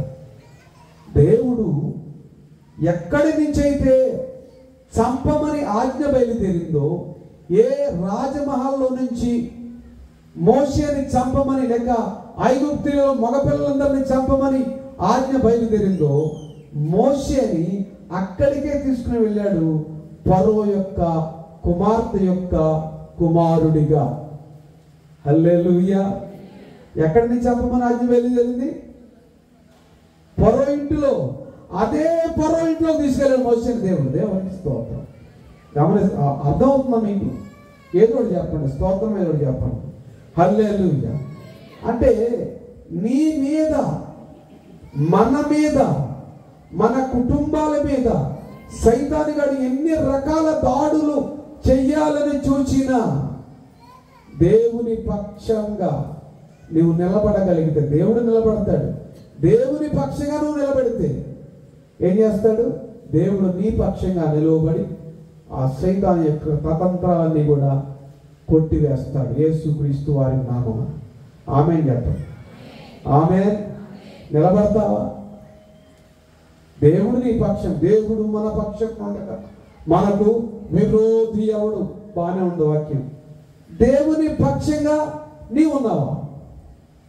దేవుడు ఉన్నాడు. యేసు ప్రభు అండి ప్రేమిస్తాడండి, ప్రేమించే దేవుడు అండి. యేసు ప్రభుని తిరిగి నువ్వు ప్రేమిస్తున్నావా? Come on, search your heart. నీ హృదయాన్ని పరిశీలించుకోండి. దేవుడు ప్రేమిస్తున్నాడు, ఆ దేవుడు నువ్వు ప్రేమిస్తున్నావు తిరిగి. స్పందన. దేవుని పరిశుద్ధాత్మ దేవుడు మాట్లాడుతున్నాడు. ఆ పరిశుద్ధాత్మ దేవునితో నీ ఆత్మ అనుసంధానము కాని ఎడల 100 సంవత్సరాల నుంచి చర్చికిరా, నీకు ఆశీర్వాదం రాదు. దేవుని ఆత్మతోటి నీ ఆత్మను అనుసంధానం చేయలేకపోతున్నావు. ఏం జరుగుతుంది? కార్యం జరగదు, ఆశీర్వాదం రాదు. డిస్ఒబీడియంట్ పీపుల్ ఏమన్నారు వాళ్ళు? అయితే మేము వినమని చెప్తున్నారు వాళ్ళు. ఇర్మియా గ్రంథము 6:16 ఏమంటున్నారు? మేము వినము. వింటే ఆశీర్వాదం, వినకపోతే శాపం. వింటే నేనే మార్గమును, నేనే సత్యమును, నేనే జీవమునన్న యేసు ప్రభువు యొక్క ఓపెన్ ఆఫర్ని నువ్వు తిరస్కరిస్తే, నా ద్వారా తప్ప తండ్రి యొద్దకు ఎవడును రాలేడంతే. యేసుక్రీస్తు వారి నామములోనే నువ్వు తండ్రి అయిన దేవుని యొద్దకు, పరలోక రాజ్యానికి చేరుకోగలవు. ఒకడన్నాడు, ఎవడు చూశాడు పరలోక రాజ్యం అన్నాడు. నువ్వు చూసావా అని అడిగాడు అన్నాడు. కుర్రోడే తాడేపల్లిగూడలో మీటింగ్లో ఇలా వాక్యం చెప్తూ ఉన్నాను. ఒక 5,000 మంది ప్రజలు ఉన్నారు. చక్కగా వాక్యం జరుగుతూ ఉంది. ఈలోపు ఒకడు గబగబా వచ్చి స్టేజ్ ఎక్కి చెంప మీద పెట్టి కొట్టాడు నన్ను. కొడితే ఎందుకు కొట్టావు తమ్ముడు అని అడిగాను నవ్వుతూ. నీ కోపం వస్తూ రాదని కొట్టానన్నా అన్నాడు. నా కోపం రావాలని కొట్టాడంటే నేనే నవ్వుతూ ఎందుకు కొట్టావు తమ్ముడు అని అడిగాను. అంటే ఇందాక నువ్వు వాక్యం చెప్తున్నావు, నేను రైలు పట్టాల మీద చచ్చిపోదామని వెళుతున్నాను, ఆత్మహత్య చేసుకుని చచ్చిపోదామని. ఈ లోపు నీ మాటలు వెంటనే దేవుడు నా కోపం తీసేశాడు, నన్ను క్షమించాడు, నేను అందరినీ క్షమిస్తున్నానని చెప్తున్నావు కదా, అది నువ్వు పాటిస్తావా లేదా? ఒకవేళ నువ్వు పాటించకపోతే ఇక్కడే నేను చంపేసేవాడిని. కత్తి కూడా తెచ్చాడు, ఎంతపోతే కత్తి, చంప మీద కొడతాను, నవ్వుతూ ఎందుకు కొట్టావని అడిగితే అప్పుడు నీలో కోపం పోయినట్లు, నిజమైన పాస్టర్ అయినట్టు అనుకుంటాను అని చెప్పాను. వాడు రెట్లు కుర్రాడు, ఇంజనీరింగ్ స్టూడెంట్, బహు ఆస్తిపరుడు, ఇప్పుడు కాలిఫోర్నియాలో ఉన్నాడు. వివాహం కూడా నేనే చేశాను. వాడన్నాడు, నా చిన్నతనం నుంచి మా తల్లిదండ్రులు ఆస్తి ఉంది, అన్నీ ఉన్నాయి, ఇద్దరు ఎదురు బదులు కూర్చొని తాగుతూ మనశ్శాంతి లేక కొట్టుకుంటూ ఉండేవాడు, తిట్టుకుంటూ ఉండేవాడు. ఇది చూసి నేను విసిగిపోయి నా జీవితాన్ని అంతం చేసుకోవాలనుకున్నాను. కానీ నీ మాటలు వినబడి ఇక్కడికి వచ్చాను, నీలో యేసు ప్రభువుని చూశాను, నేను కూడా యేసు ప్రభువుని నమ్ముకుంటాను అన్నాడు. దేవునికి స్తోత్రం, హల్లెలూయా. నమ్ముకున్నాడు. ఇద్దరు పిల్లలు హాయిగా ఉన్నారు, కాలిపోయినారు. నేను వెళ్ళినప్పుడల్లా వాళ్ళ దగ్గరికి వెళ్ళి వస్తాను. దేవునికి స్తోత్రం. దేవుని యొక్క మహాకృప ఏమిటంటే, మా టీచర్ గారు అంది, నువ్వు ఎలా మారావురా బాబు, నువ్వు మారావంటే ఎవడైనా మారుతాడు అంది. నా చిన్నప్పుడు మా టీచర్ గారిని కొట్టాను. మా బడి 3 ఎకరాల్లో మా తాత బడి కట్టించాడు. ఆ బడిలో పాఠం చెప్పడానికి వచ్చారు ఆవిడ. నువ్వు మా బడిలో పాఠం చెప్పడానికి వీలు లేదని చెప్పి నా దగ్గర స్లేట్ ఉండేది, మట్టి పలకలు ఉండేవి చిన్నప్పుడు. ఆ మట్టి పలక పెట్టి కొడితే ఇక్కడ ఆవిడికి గాయమై కమ్మ పడిపోయింది. ఆవిడ నన్ను ఏమనలేదు, వెళ్ళిపోయి ఇక్కడి నుంచి అన్న వెళ్ళిపోయింది. నేను మారి మా ఊరు వెళ్ళి ఫస్ట్ ఆవిడ దగ్గరికే వెళ్ళి క్షమాపణ అడిగి, ఆవిడ కట్టించినటువంటి చర్చిలోనే వాక్యం చెప్పి, ఆవిడ కట్టించినటువంటి వాళ్ళ ఇంట్లో ఉండి ఆ రాత్రి సువార్త చెప్తుంటే, యేసు ప్రభు తప్ప దేవుడు లేడని చెప్తూ ఉంటే మా ఊర్లోనే 30 మంది కర్రలు పట్టుకుని వచ్చారు పట్టడానికి. ఇలాగే ఉంటుంది చర్చి, ఇలాగ చక్కగా ఈ కిటికీ ఉంటుంది సరిగ్గా బలిపీఠం దగ్గర. ఆ కిటికీ తెరిచి చూశారు, ఎవడో ఇది యేసు ప్రభు తప్ప దేవుడు లేడని చెప్తున్నాడు, ఇది కొడదామని 30 మంది వచ్చారు. ఎంత స్పీడ్గా వచ్చారో నన్ను చూడగానే అంత స్పీడ్గా పడిపోయారు, డబుల్ స్పీడ్ తోటి. ఎందుకంటే నా సంగతి తెలుసు వాళ్ళకి. చర్చి ఎదురుగుండా మెడికల్ షాప్ ఉంటుంది నా ఫ్రెండ్ది, మోటపల్లి రంగారావు అని నా ఫ్రెండ్. యేసు ప్రభు తప్ప దేవుడు లేడు. ఎలా దేవుడు అయినా సర్వ పాపాల్ని పరిహరించడానికి పరిశుద్ధమైన రక్తాన్ని చిందించిన వాడు ఎవరంటే యేసు ప్రభు. సర్వ పాప పరిహారార్థం రక్త ప్రోక్షణం అవశ్యం తద్రక్తం పరమాత్మైన పుణ్యదాన బలియాగమని రకరకాల పుస్తకాలు చెప్తున్నాయి. కానీ ఇది మన ప్రామాణిక గ్రంథం ఏది కాదు. ఏ ప్రామాణిక గ్రంథం ఏది? ఏదో గ్రంథాలు కాదు. ఏ గ్రంథం నుంచి మనకి ఏ ప్రామాణికం అక్కర్లేదు. ఇదే మన ప్రామాణిక గ్రంథం. సర్వ పాపాన్ని పరిహరించడానికి రక్తాన్ని చిందించిన వాడు ఎవరైనా ఉన్నారంటే యేసు ప్రభు. ఆయనే దేవుడు, అది తప్ప దేవుడు లేడు అని చెప్తుంటే ఆ ఊళ్ళో ఆ మాటలు చెప్పినటువంటి చర్చిలో ఆ మాటలు చెప్పిన మొట్టమొదటి వ్యక్తి నేనే అని చెప్పి నన్ను కొట్టడానికి వస్తే తీరా వాళ్ళు నన్ను చూసి పారిపోయారు. ఎందుకంటే వాళ్ళకంటే పెద్ద రౌడీగా బ్రతికినటువంటి దుర్మార్గపు జీవితాన్ని దేవుడు మార్చాడు. దేవునికి స్తోత్రం, హల్లెలూయా. కాపాడేవాడైనా, మార్పు చేయవాడైనా, ఆయన చీకటిని వెలుగుగా మార్చగలిగిన వాడు, చీకటితో నిండిపోయినటువంటి జీవితాలను బాగు చేయగలిగిన వాడు, వాగ్దానములనిచ్చి నెరవేర్చేవాడు, ఆశీర్వదించేవాడు, బలపరిచేవాడు, మేలు చేయవాడు. ఆయనకు మేలు చేయడం తప్ప కీడు చేయడం రానే రాదు. ఆయన శాపాన్ని ఆశీర్వాదకరంగా మారుస్తాడు. ఆమె ఒకవేళ నీ జీవితంలో శాపగ్రస్తమైనటువంటి జీవితాన్ని అనుభవిస్తూ ఉంటే ఈ రాత్రి నీ శాపాన్ని ఆశీర్వాదకరంగా మార్చగలడాయి. ఆమె హల్లెలూయా. తీర్మానం చేసుకోండి, నా జీవితంలో ఉన్న శాపము నా జీవితంలో ఉన్న చీకటి, నా జీవితంలో ఉన్న ప్రతి పరిస్థితిని మార్చగలిగిన వాడు నీవని ఒక నిబంధన చేసుకోండి దేవునితో. అబ్రహాముని దేవుడు పిలిచాడు. అబ్రహాం ఏమో సామాన్యుడు కాదు, బహు ఆస్తిపరుడు. విగ్రహాలు చేసుకుని అమ్ముకునేవాడు. వాళ్ళ నాన్న విగ్రహారాధికుడు. ఊరు అనే ఊరిలో ఉండేవాడు. అబ్రహాముని పిలిచినప్పుడు అబ్రహామా రా అంటే వచ్చేస్తున్నాను ప్రభు అన్నాడు. నేను నీకు చూపించే దేశానికి వెళ్ళాలంటే ఏ దేశానికి వెళ్ళాలో కూడా తెలియదు, వెళతాను అని బయలుదేరాడు అంతే. ఉదాహరణకు నేను ఇక్కడికి వస్తున్నాను, నా భార్య అడిగింది ఎక్కడికి వెళ్తున్నారని. ఈ ఎక్కడికో పోతున్నాను, దేవుడు నాకు చూపించిన ప్లేస్ అంటే పాస్టర్ గారికి పిచ్చి ఎక్కింది అనమాట. పలానా చోటకు వెళ్తున్నాను సువార్త ప్రకటించాలని నా భార్యకి నేను చెప్పాలి కదా. చెప్పకుండా దేవుడు చూపించిన చోటుకి వెళ్తున్నాను. అబ్రహాంతో ఆ రోజు చాలా మంది ఎగతాళి చేసి ఉండొచ్చు. అబ్రహాం ఎక్కడికి వెళుతున్నామంటే తెలియదు, దేవుడు చెప్పలేదు, వెళుతున్నాను అంతే. విశ్వాసం, అబ్రహాము దేవుని నమ్మాను, అది అతనికి నీతిగా ఎంచబడెను. నమ్మాలి అంతే దేవుణ్ణి, అది ఏమి క్వశ్చన్ లేదు, గుడ్డిగా నమ్మేయాలి దేవుణ్ణి. తోమాలాగా గాయాల్లో వేలు పెట్టి నమ్మడం కాదు. భారతదేశంలో ఉన్న జబ్బు ఏంటంటే నమ్మరు, నమ్మితే వదిలిపెట్టరు. తోమా ఏమో గాయాల్లో వేలు పెట్టి చూసి నమ్మాడు. మన వాళ్ళేమో నేనే, మీ సంగతి కాదు, అది ఇంకొకరి సంగతి కాదు, నేను యేసు ప్రభు మా దేవుడు కాదు, మా పాలేరు దేవుడు అన్న. అదే యేసు ప్రభు నన్ను క్షమించి నాకు ప్రాణం ఇచ్చి నన్ను సజీవుడిగా ఉంచి ఆయన నామాన్ని ప్రకటించడానికి వాడుకుంటున్నాడు. నేనేం చేస్తున్నాను, కొంతమంది ఏం చేస్తున్నారు, తోమాల గాయాల్లో వేలు పెట్టి చూసి వదిలేసి నమ్మాడు.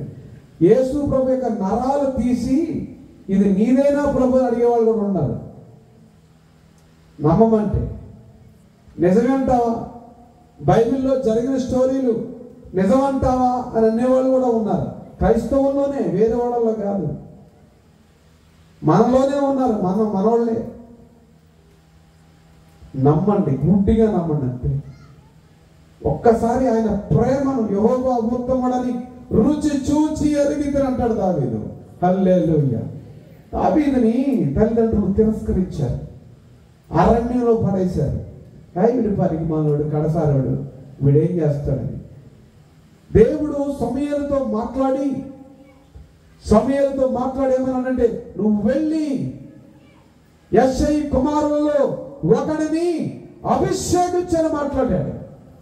వెంటనే సమూయేలు కొమ్ముని తైలంతో నింపుకొని బయలుదేరి వెళ్ళి యెష్షయి ఇంటికి వెళితే ఆ ఊరి వాళ్ళందరూ భయపడుతున్నారు. ఆ ఊరి పెద్దలందరూ సైలెంట్గా ఉండి, సమూయేలు సమాధానంగా వస్తున్నావా? భయం వేసింది. దైవజనుడు వస్తుంటే భయం వేసింది వాళ్ళకి. ఆ రోజుల్లో దైవజనుడు అంటే అంత భయం ఉండేది. ఈరోజు దైవజనుడు వస్తున్నా కూర్చున్నవాడు కూడా లేరు. దైవజనుడి మీద గౌరవం కూడా ఉండదు. కానీ భయపడ్డారు వాళ్ళు. అప్పుడు సమూయేలు అన్నాడు, సమాధానంగానే వస్తున్నాను అన్నాడు. వచ్చిన పని చెప్పొద్దని చెప్పాడు దేవుడు. యెష్షయి ఇంటికి వెళ్ళేంత వరకు చెప్పలేదు. వెళ్ళి కుమారుల్ని పిలువ అన్నాడు. అందమైన వాళ్ళు, ఎర్రగా ఉన్నవాళ్ళు, తెల్లగా ఎత్తుగా ఉన్నవాళ్ళు అందరూ వచ్చారు. వీళ్ళు కాదు, వీళ్ళు కాదు, వీళ్ళు కాదని, వీళ్ళు కానే కాదన్నాడు దేవుడు. ప్రవక్తకే తెలియదు. వీళ్ళని తీసేశారు. ఇంకెవరైనా ఉన్నారని అడిగితే ఆ కడసారి వాడు ఒకడు ఉన్నాడు, వాడు పరిమాణోడు, గొర్రెలు కాచుకుంటాడు అన్నాడు. ఆ గొర్రెలు కాచుకునేవాడు ఏం చేస్తున్నాడు తెలుసా? గొర్రెల్ని నమ్మకంగా కాయడంతో పాటు ఆ అడవిలో ఒంటరిగా ఉన్నాడు. ఆ ఒంటరితనంలో దేవుని వైపు చూస్తున్నాడు. హల్లెలూయా. ఎవరి వైపు చూస్తున్నాడు? నా బ్రతికింతే, నేను గొర్రెలు కాచుకునేవాడిని, నన్ను అందరూ వదిలేశారు అని బాధపడుతూ కూర్చోరా. ఆ బాధ నుంచి విముక్తి చేయగలిగినటువంటి ఇశ్రాయేలీయుల దేవుని వైపు చూడటం ప్రారంభించాడు. నీ జీవితంలో నువ్వు పడుతున్న బాధల నుంచి నీకు విడుదల కలిగించడానికి దేవుడు ఈ రాత్రి నీతో మాట్లాడుతున్నాడు. అది ఏదైనా సరే దేవుడు చేయగలడు. దేవునికి స్తోత్రం. నమ్మిన వాడు స్తోత్రం చెప్పాలి. ఆమేన్. హల్లెలూయా, హల్లెలూయా. దేవుడు చేయగలడు. చేయకపోతే యేసు ప్రభు దేవుడు కాదు, నేనే చెప్తా. ఛాలెంజ్ చేస్తున్నాను, ఆ దేవుడు నాకు చేశాడు. వెంటనే వాడు పిలిపించమన్నారు, దావీదుని పిలిపించుకోవాలి. ఇతడే ఇతడే ఇతడే నేను కోరుకుని వాడు, అభిషేకించమన్నాడు. అభిషేకించాడు. దేవుడు ఏం చూశాడు? దావీదులో విధేయతను చూశాడు. దావీదులో విధేయతను చూశాడు, నమ్మకత్వాన్ని చూశాడు. సమయం వచ్చింది, దావీదు రా రా నిన్ను రాజు చేస్తానన్నాడు. ఒక గొర్రెలు కాచుకునే సామాన్యమైనటువంటి ఒక బాలుడిని తీసుకుని వెళ్ళి దేవుడు ఏం చేశాడు? ఇశ్రాయేలు ప్రజలకు రాజు చేశాడు. అదే దావీదుని అభిషేకించిన దేవుడు, రాజు చేసినటువంటి దేవుడు. ఇది స్టోరీ కాదు, రావడం రాసింది కాదు. దావీదు సమాధి దగ్గరికి వెళ్ళి వచ్చారు. ఇప్పటికే ఉంది యెరూషలేములో. మీరు వెళ్తే యెరూషలేము వెళ్ళి చూడండి.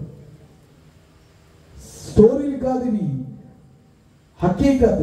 హిందీలో ఉర్దూలో హకీకత్ అంటారు. ఇది నిజంగా జరిగినవి, దేవుడు చేసినవి. కాకమ్మ కథలు చెప్పుకుంటూ, పుక్కిటి పురాణాలు చెప్పుకుంటూ బ్రతికే బ్రతుకు కాదు. నిజాన్ని, నిజమైనటువంటి సత్య దేవుణ్ణి, సత్య వాక్యాన్ని ప్రకటించాడు. సత్యము నేనే, మార్గము నేనే, సత్యము నేనే, జీవము అన్నాడు యేసు ప్రభువారు. ఆయన జీవపు వాక్యాన్ని ప్రకటిస్తూ ఉన్నాం, ఆయన జీవాన్ని ప్రకటిస్తూ ఉన్నాం. పొందుకున్నవాడు మరణం నుంచి విడిపించబడతాడు. అది ఆత్మ సంబంధమైనటువంటి మరణము నుంచి విడిపించబడి నిత్య రాజ్యానికి వెళ్తాడు. నిత్య రాజ్యంలో ఎలా ఉంటుంది? ఇక్కడ ఏసీలో కొద్దిసేపు ఏసీలో అప్ప హాయిగా ఉంది ప్రాణం అంటారు. దానికంటే ఇంకా బాగుంటుంది. దేవుడికి స్తోత్రం. హల్లెలూయా, హల్లెలూయా. అటువంటి నిత్య జీవవాన్ని ఇచ్చేటువంటి యేసు క్రీస్తు వారిని మీరు అంగీకరించినందుకు యెహోవా తమకు దేవుడుగా గల జనులు ధన్యులు. ఆయన తనకు స్వాస్థ్యముగా ఏర్పరచుకున్న వారు ధన్యులు. దావీదు అంటాడు. అందుకని మనిషి ఎంత చేసినా బలహీనుడే. ఆ బలహీనతలో, నీ బలహీనతలో నా బలము అధికమగుచున్నది అంటాడు దేవుడు. మనిషి బలహీనుడు, బలహీనతలో పాపం చేశాడు. పాపం చేసిన తర్వాత వచ్చి అంటున్నాడు, కీర్తనల గ్రంథము 51వ కీర్తన. హల్లెలూయా. ఒకసారి చూడండి, ముగిస్తాను. ఇక్కడ అయిపోయింది, సమయం అయిపోయింది. హల్లెలూయా. 51వ కీర్తనలు అంటాడు. ఒక్క నిమిషం, 3వ చరణం చూడండి. నేను పాపములో పుట్టినవాడను, పాపములోని నా తల్లి నన్ను గర్భమున ధరించెను. నీవు అంతరంగములో సత్యమును కోరుచున్నావు, ఆంతర్యమున నాకు జ్ఞానము తెలియజేయదు. నేను పవిత్రుడు అన్నట్లు హిస్సోపుతో నా పాపము పరిహరింపుము. హిమము కంటేను నేను తెల్లగా నుండినట్లు నీవు నన్ను కడుగుము. ఉత్సాహ సంతోషములు నాకు వినిపింపుము. అప్పుడు నీవు విరచిన ఎముకలు హర్షించును. నా పాపములకు విముఖుడముకము. నా పాపాన్ని క్షమించు ప్రభు అని అడుగుతున్నాడు. కింద చూస్తే చూడండి, 10వ చరణం చూస్తే, నా దోషములన్నిటిని తుడిచివేయము. దేవా నా యందు శుద్ధ హృదయము కలుగజేయము. నా అంతరంగములో స్థిరమైన మనస్సును నూతనముగా పుట్టించుము. నీ సన్నిధిలో నుండి నన్ను త్రోసివేయకము. నీ పరిశుద్ధాత్మను నా యొద్ద నుండి తీసివేయకము. నీ రక్షణానందము నాకు మరలా పుట్టించుము. సమ్మతి గల మనస్సు కలుగజేసి నన్ను దృఢపరచుము. అప్పుడు అతిక్రమము చేయు వారికి నీ త్రోవలను బోధిస్తాను. ఆమేన్. హల్లెలూయా. పాపం చేసి పారిపోవాలి దావీదు. శరీరం పాపాన్ని కోరుకుంటుంది, ఆత్మ పరిశుద్ధతను కోరుకుంటుంది. ఎందుకంటే మన దేవుడు పరిశుద్ధుడు. మన దేవుడు పరిశుద్ధుడు, పాపి కాదు. పాపిని రక్షించేవాడు, పాపము నుంచి విడిపించేవాడు, పాపిని శిక్షించేవాడు కాదు. దొంగడు దొరికాడు, జడ్జి గారి దగ్గర తీసుకెళ్ళారు పోలీసులు.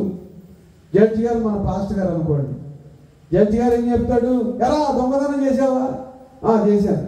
ఒప్పుకుంటాడు కూడా ఒప్పుకోడు. పోలీసులు పెట్టి కేసును బట్టి నీకు ఇంత శిక్ష పో అంటాడు.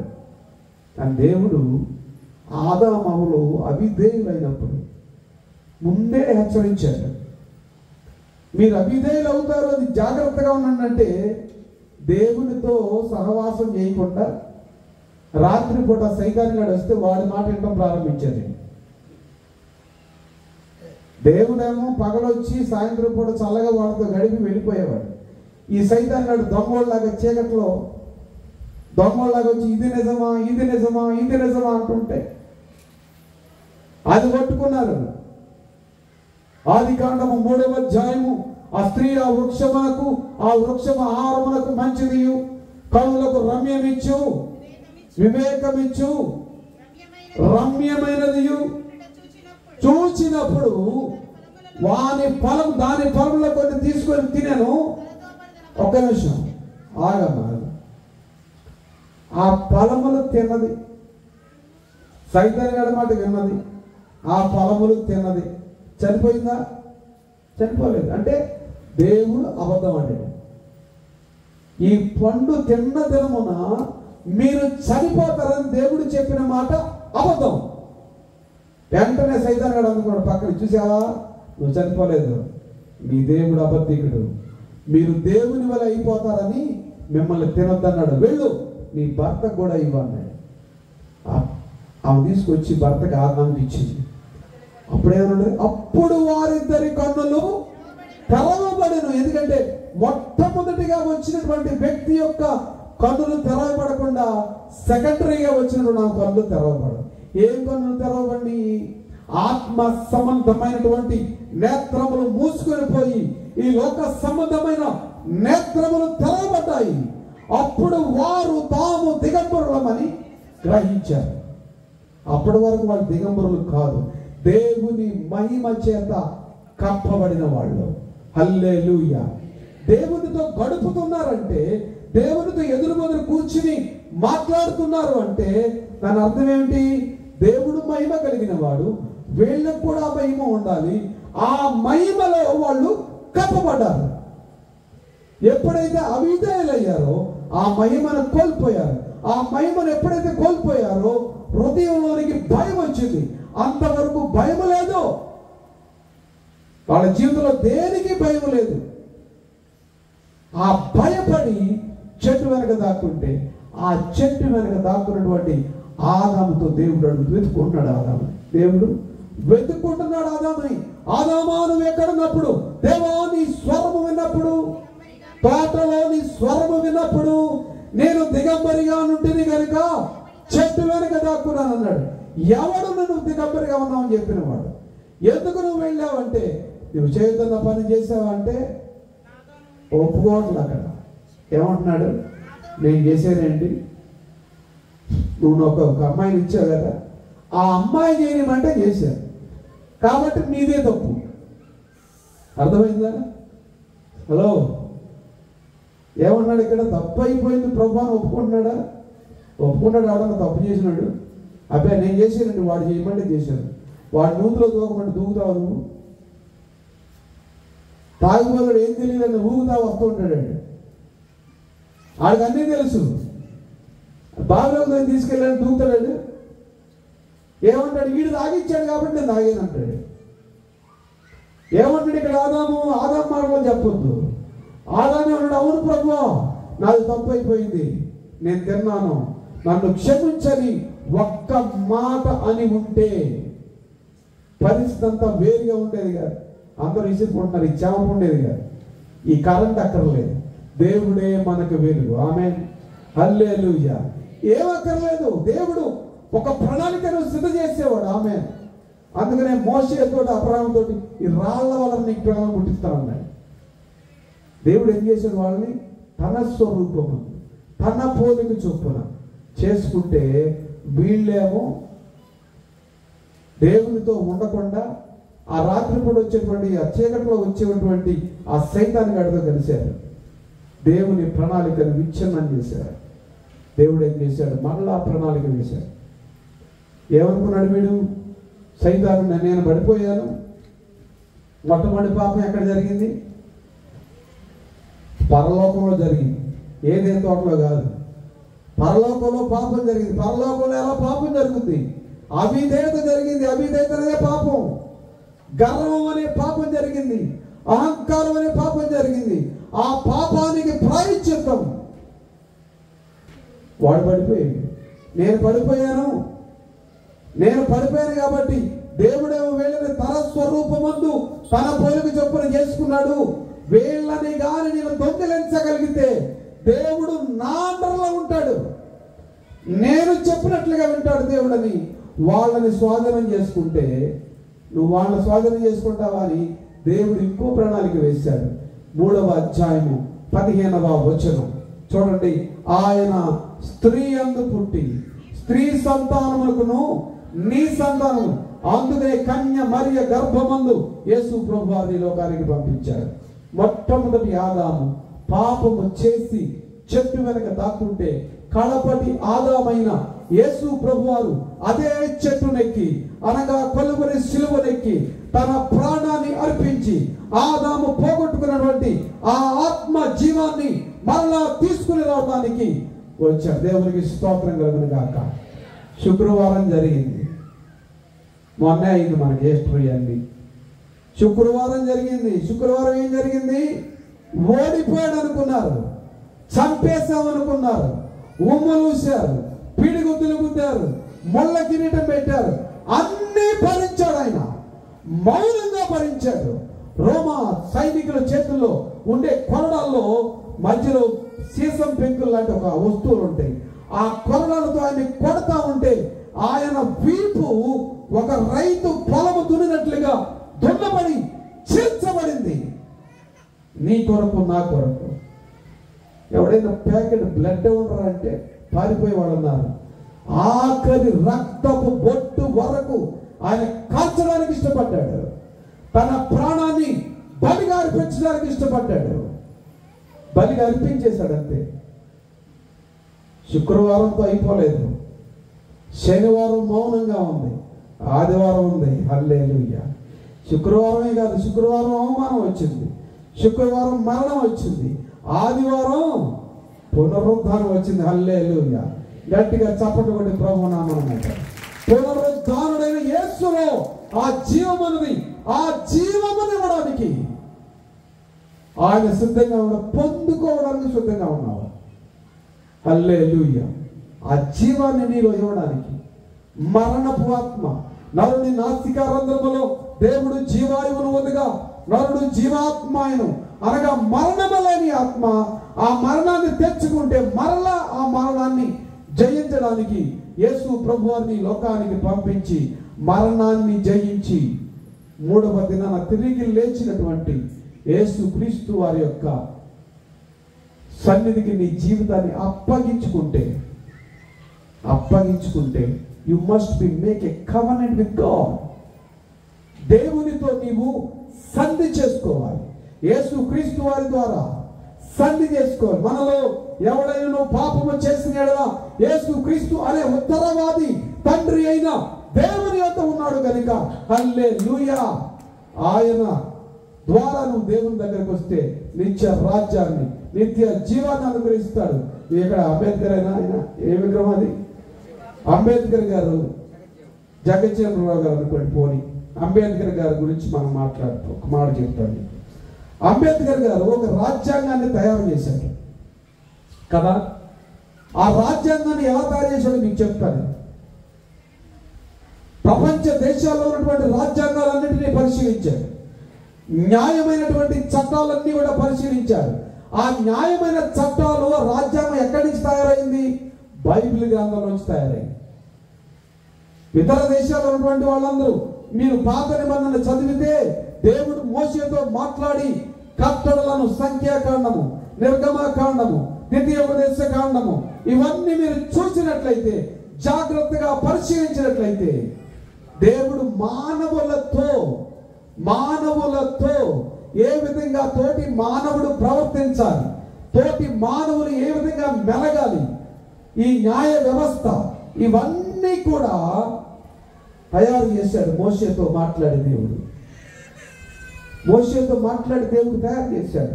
ఆ తయారు చేసిన రాజ్యాంగాలు ఆ చట్టాలన్నీ పరిశీలించుకుంటూ వచ్చి ఒక రాజ్యాంగాన్ని అంబేద్కర్ పితామహుడు అయిన తయారు చేశాడు.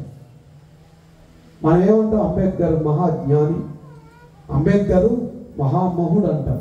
మంచిదే, మంచి చట్టం తయారు చేశాడు. దేవునికి స్తోత్రం. ఎక్కడి నుంచి తయారు చేశాడు? ఎక్కడి నుంచి తయారు చేశాడు? బైబిల్ గ్రంథపు చట్టం అది. దేవునికి స్తోత్రం. యేసు ప్రభువు ఏమన్నాడు? పేదలైన వారిని కనికరించమన్నాడు. నిన్ను వలె నీ పొరుగు వారిని ప్రేమించమన్నాడు. ఇంకా మీరు సమయం లేదు కాబట్టి నేను చెప్తున్నా. ఆ అంబేద్కర్నే మనం అంత చక్కగా మన విజయవాడ నడిబొడ్డున ఇప్పుడున్న ప్రభుత్వం ఉన్నటువంటి వారు విగ్రహం కట్టించారు. మంచిదే, కానీ దానిని ఎక్కడి నుంచి ఆయన తీసుకున్నాడో, ఎక్కడి నుంచి దాన్ని ఆయన రచించాడో ఆయన్ని మాత్రం మతం అంటారు. అర్థమవుతుందా మీకు? ఎక్కడి నుంచి తీసుకున్నాడు రాజ్యాంగం? ఎక్కడి నుంచి తీసుకున్నాడు? బైబిల్ గ్రంథంలో తీసుకున్నాడు రాజ్యాంగం. మీరు చదువుకోండి కావాలంటే, తర్వాత ఇంటర్నెట్లో కూడా చెక్ చేసుకోండి కావాలంటే. ఈ బైబిల్లో తీసుకున్నాడే రాజ్యాంగాన్ని. బైబిల్లో ఉంది, పేదలను ప్రేమించండి, న్యాయం తీర్చండి, ఆదరించండి, కనికరించండి, ఇంకా చాలా ఉంది. న్యాయం చేయండి, వాళ్ళని హింసించొద్దు. కలర్ను బట్టి, హైట్ను బట్టి, దేనిని బట్టి కూడా మానవుల్ని మనము వంచకూడదు, దూషించకూడదు. తన పొరుగు వానిని చాటున దూషించేవాడు చంపబడవలని ఉంటుంది పాత నిబంధన. చాటున ఇక్కడ బహిరంగం కాదు, కొన్ని చట్టాలను తయారు చేశాడు. అవన్నీ చూసి పాత నిబంధన గ్రంథంలో, పాత రోజుల్లో ఈ భయంకరంగా ఉండేది క్యాస్ట్ ఫీలింగ్. ఇవన్నీ కూడా ఫలానా యేసు ప్రభు అంటే ఫలానా వాళ్ళ దేవుడని, యేసు ప్రభు అంటే వాళ్ళని వీళ్ళని రకరకాల ఇవన్నీ ఉండేవి. అన్నిటికీ నాంది ఇక్కడే జరిగింది, భారతదేశంలో కొంతమంది ద్వారా. విగ్రహారాధన భారతదేశంలో లేదు. అన్టచబిలిటీ ఉంది, దూషించేవాళ్ళు. బైబిల్లో అన్టచబిలిటీ ఉంది. ఎవడైనా కుష్టి వ్యాధి కలిగిన వాడు వస్తే ఐఎమ్ అన్క్లీన్, నేను అశుద్ధుడను, నేను వస్తున్నాను అనేది బైబిల్లో ఉంటే, మన భారతదేశంలో అన్టచబిలిటీ ఉంది. వీడు ఫలానా కులం వాడు, వీడు ఫలానా, వీడు ఇక్కడికి రాకూడదు. ఈ విధమైనటువంటి అన్ని కూడా, అవన్నీ కూడా యేసు ప్రభువు 2 మాటలు చెప్పాడు. ఒకే ఒక మాట, నిన్ను వలె నీ పొరుగు వారిని ప్రేమించమని. దేవునికి స్తోత్రం. హల్లెలూయా. నువ్వు ఏ కలర్లో ఉన్నా, ఏ దేశపు వాడివైనా, ఏ మతానికి చెందిన వాడివైనా, నీవు దేవుని స్వరూపంలో ఉన్నావు. దేవుడు తన స్వరూపమందు తన పోలిక చొప్పున మనలను చేసుకున్నాడు. దేవునికి స్తోత్రం. దేవుడేమో మనిషిని ఆయన స్వరూపంలో చేసుకుంటే, మనిషి ఇంకో స్వరూపాన్ని చేసుకుని నీవే దేవుడు అంటాడు. బుద్ధి జ్ఞానము లేని కంచరగాడి వలె ఉండొద్దు. దేనిని పూజించినా నీకేమీ రాదు. నాకు ఒక పూజారి గారు చెప్పాడు, నేను బైబిల్ ట్రైనింగ్ అవుతున్న కొత్తలో, ట్రైన్లో బయలుదేరి వెళుతూ ఉంటే బైబిల్ చదువుకుంటుంటే, నువ్వు ఎవరు రా అన్నాడు నన్ను. నేను ఏమన్నాంటే క్రైస్తవున్నాను. అలాగేరా నువ్వు ఎవరు రా అన్నాడు. నువ్వు ఏ డినామినేషన్ అన్నాడు. అప్పుడు నాకేం తెలియదు. యేసు ప్రభు మంచివాడు, ఆదివారం చర్చికి వెళ్ళాలి, బైబిల్ చదువుకోవాలి అంతే. నువ్వు సిఎస్ఐ వాడివా, బాప్టిస్ట్ వాడివా, లోరన్ వాడివా, పెంతెకోస్తు వాడివా అని అడిగాడు నన్ను. నాకేం తెలియదండి, మా పాస్టర్ గారు సిఎస్ఐ పాస్టర్ గారు, నాకు ఆయన తెలుసు అంతే. ఆయన అన్నాడు, నువ్వు ఎలా నమ్ముకున్నావు దేవుడిని, నువ్వు చూస్తే నువ్వు పుట్టు క్రైస్తవులాగా లేవు అన్నాడు. నేను అన్నాను, నన్ను దేవుడు మరణం నుంచి కాపాడండి, మా పాలేరు కూతురు ప్రార్థన చేస్తే నేను బ్రతికాను, నేను చనిపోతానని చెప్పి 20 నిమిషాల్లో చనిపోతానని చెప్పి డాక్టర్లు అందరూ నన్ను వదిలేశారు. దొంగలు పొడిస్తే నా ప్రేగులు మొత్తం బయటకు వచ్చేసి 2 ప్రేగులు కట్ అయిపోయి చనిపోతానంటే 4.5 గంటలు వాళ్ళు చేసినటువంటి ప్రార్థన ద్వారా నేను బ్రతికాను. యేసు ప్రభు నన్ను బ్రతికించాడన్న. దేవునికి స్తోత్రం కలుగును గాక. హల్లెలూయా. ఇండియా మెడికల్ హిస్టరీలో there is no one alive, ఎవడు బ్రతకడని డిక్లేర్ చేశారు నన్ను విజయవాడ గవర్నమెంట్ హాస్పిటల్లో. 4.5 గంటలు నా ప్రభు నన్ను బ్రతికించారు. ఈ రోజు నేను బ్రతికి ఉన్నానంటే కేవలం యేసు ప్రభు దయ, ఏ డాక్టర్ కూడా కాదు. 4.5 గంటలు పేగులు టెన్షన్ మీద ఉండి 2 పేగులు కట్ అయిపోయింది. 2 పోట్లు పొడిచారు ఇప్పుడు కత్తితో.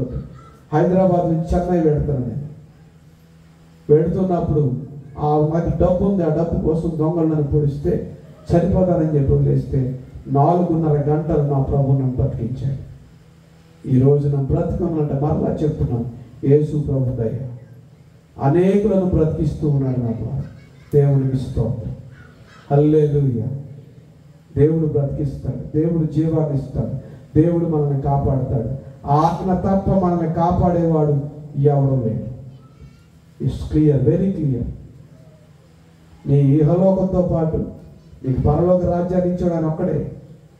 ఆయన నామాన్ని నువ్వు కొనియాడగలిగితే, ఆయన నామ శరణు కోరగలిగితే, యేసయ్యా నేను నీ బిడ్డగా ఉండడానికి ఇష్టపడుతున్నా, నీ కుమార్తెగా నీ కుమారుడిగా ఉండడానికి ఇష్టపడుతున్నాను, నన్ను నువ్వు ప్రేమిస్తున్నందుకు నీకు వందనాలని నీ హృదయాంతరంగంలో నుంచి నీవు ఆయనను స్తుతించగలిగితే ఆయన ఈ రాత్రి నేను రక్షించడానికి సిద్ధంగా ఉన్నాడు.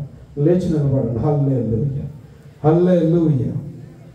ఆయన రక్షించడానికి సిద్ధంగా ఉన్నాడు. రక్షించబడడానికి సిద్ధంగా ఉన్నావా?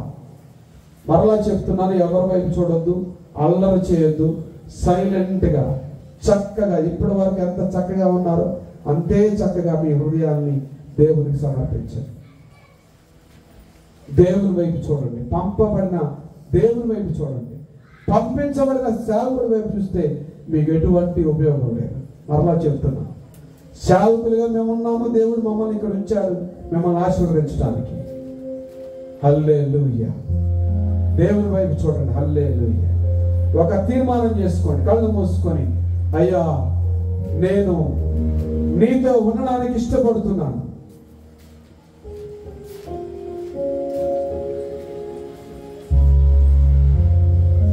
నీ సన్నిధిలో ఉండడానికి ఇష్టపడుతున్నాను. మోషేకి వ్యతిరేకంగా రూపింపబడిన ఏ ఆయుధం కూడా వర్ధిల్లకుండా ఒక నాయకుడిగా మోషేను ఉంచి ఇశ్రాయేలు ప్రజలను విడిపించేటువంటి దేవుడు అదే దేవుడు నిన్న నేడు నిరంతరం మారని వాడు ఈ రాత్రి నీకు తోడుగా ఉన్నాడు, నాకు తోడుగా ఉన్నాడు. చిన్న బిడ్డలతో సహా అందరూ కళ్ళు మూసుకొని మీ పరీక్షల కోసం, మీ చదువుల కోసం దేవుడు మిమ్మల్ని మంచి మార్కులను ఇచ్చి అదే చెప్పారు, అదే చెప్పిందండి. ఎవరైనా కంట్రోల్ చేయండి, ఒక్క నిమిషం ఉండండి, ప్రార్థన చేస్తాను. అదే మనకి అర్థం, మోకాల్లో ఉండదు మైండ్, మోకాల్లో ఉండదు మైండ్. అందుకే ఆశీర్వాదం రాదు, చెప్తే అర్థం కాదు మనవాడు.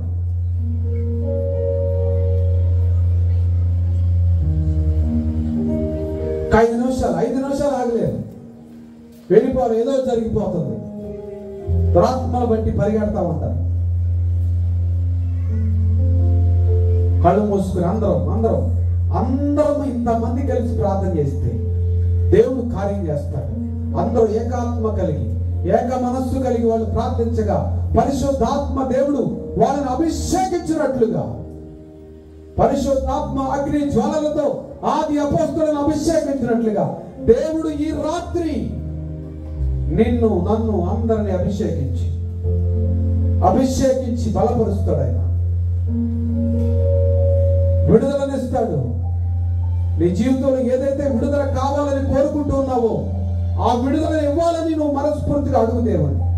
యేసయ్య సహాయం ఇచ్చే, యేసయ్య మా జీవితాలను మార్చండి. ఇంతకు ముందున్నటువంటి జీవితం కాదు, ఒక నూతనమైనటువంటి జీవితం, నూతనమైన హృదయము, నూతన సంబంధమైనటువంటి మనస్సు.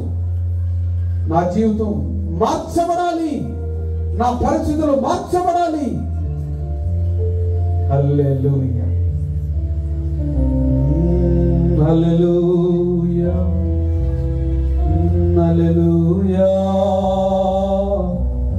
హల్లెలూయా.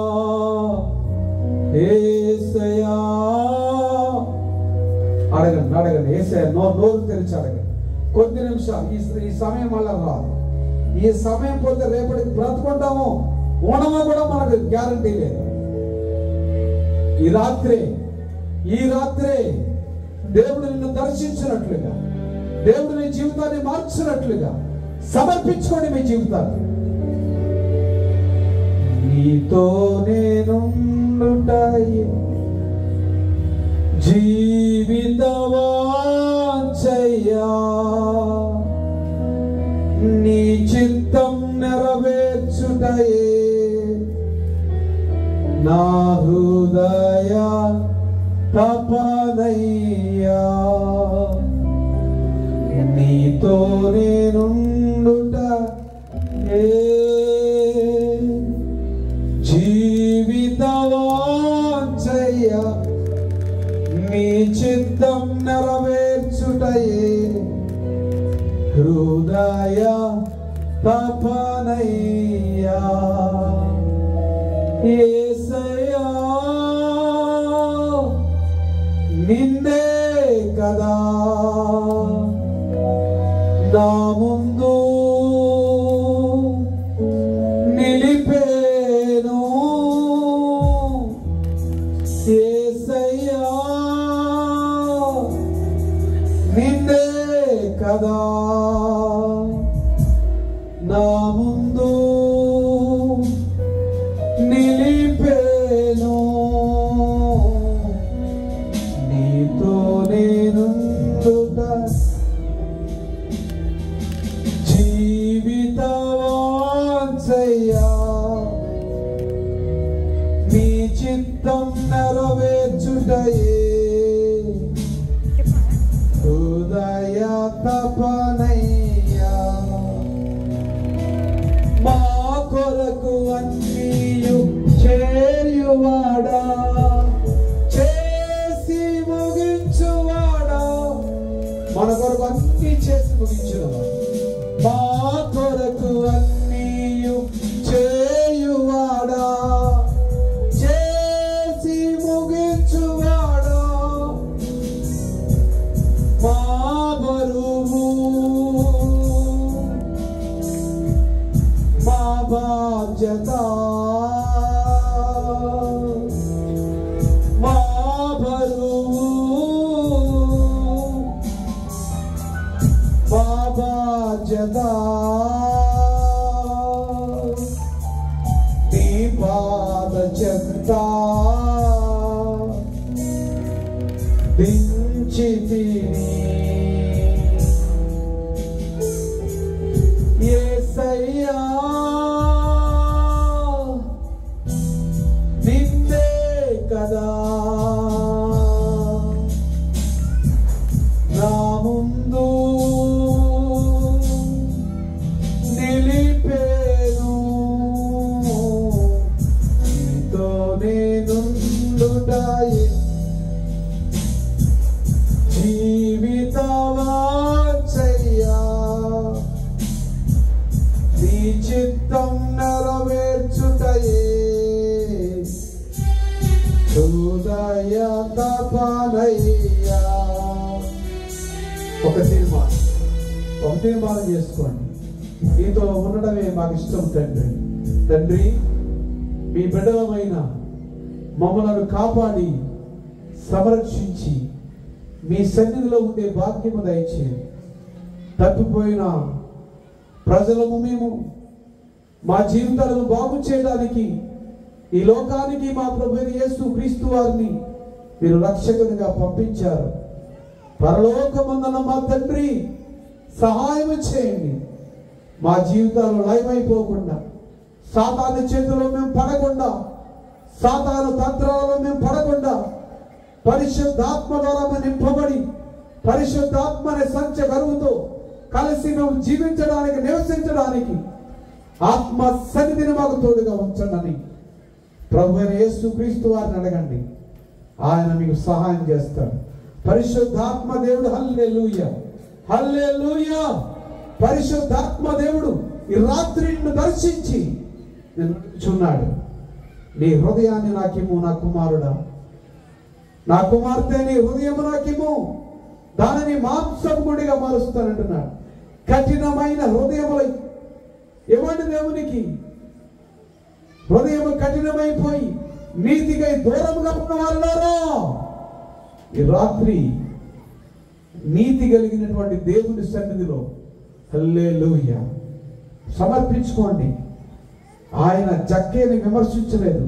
జక్కయ్య అన్నాడు, పొట్టి జక్కయ్య, నేను పాపాత్ముడను ప్రభువా, ఇదిగో నా పాపాలని ఒప్పుకుంటూ ఉన్నాను, నాకు కలిగినది సమస్తమును తిరిగి ఇచ్చివేస్తానన్నాడు.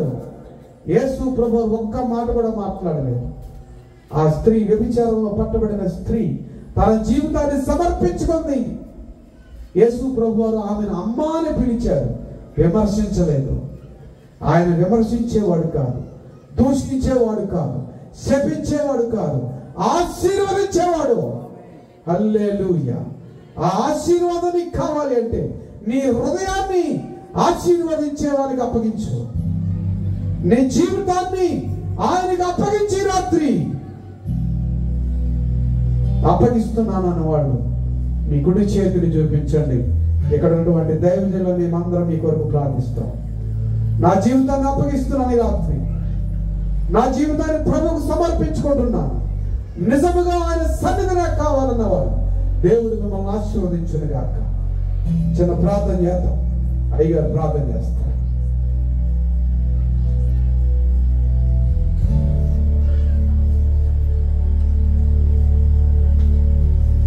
ప్రార్థించుకున్నాం. ప్రియులరా, ఎవరికి వారు వ్యక్తిగతంగా తీర్మానం చేసుకునండి.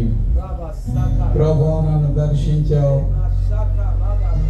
నీకు విరోధముగా రూపింపబడిన ఈ ఆయుధము వర్ధిల్లదని నీ పరిశుద్ధ వాక్యమందు బయలుపరచబడిన సత్యములను బట్టి మీకు స్తోత్రం చెల్లిస్తున్నాం. నాయన, నీ ప్రభువుని వేడుకో. ఈ రాత్రి నీవు ప్రభువుని దర్శించాడు, నిన్ను ఆయనకి సమర్పించుకో. ప్రియులరా, ప్రవక్త ద్వారా దావీదుని దర్శించాడు దేవుడు. దావీదుని దర్శించగానే అతడు ప్రభువుకు సమర్పించుకున్నాడు. ప్రభు చిత్తమునకు లోబడ్డాడు. ప్రభు చేతిలో సాధనముగా వాడబడ్డాడు. ప్రభుకు మహిమ తెచ్చువాడుగా స్థిరపడ్డాడు. ప్రభువుని ఘనపరిచాడు. ప్రభు అతన్ని ఎక్కలేని ఎత్తైన కొండపైకి ఎక్కించాడు, ఉన్నత స్థితికి తెచ్చాడు. ప్రియులరా, ఈ రాత్రి నీ ప్రభువుకి సమర్పించుకో. నీ జీవితాన్ని అద్భుతంగా మారుస్తాడు. నీ జీవితంలో ఉన్నతమైనటువంటి దీవెనలను పొందుకోగలుగుతావు.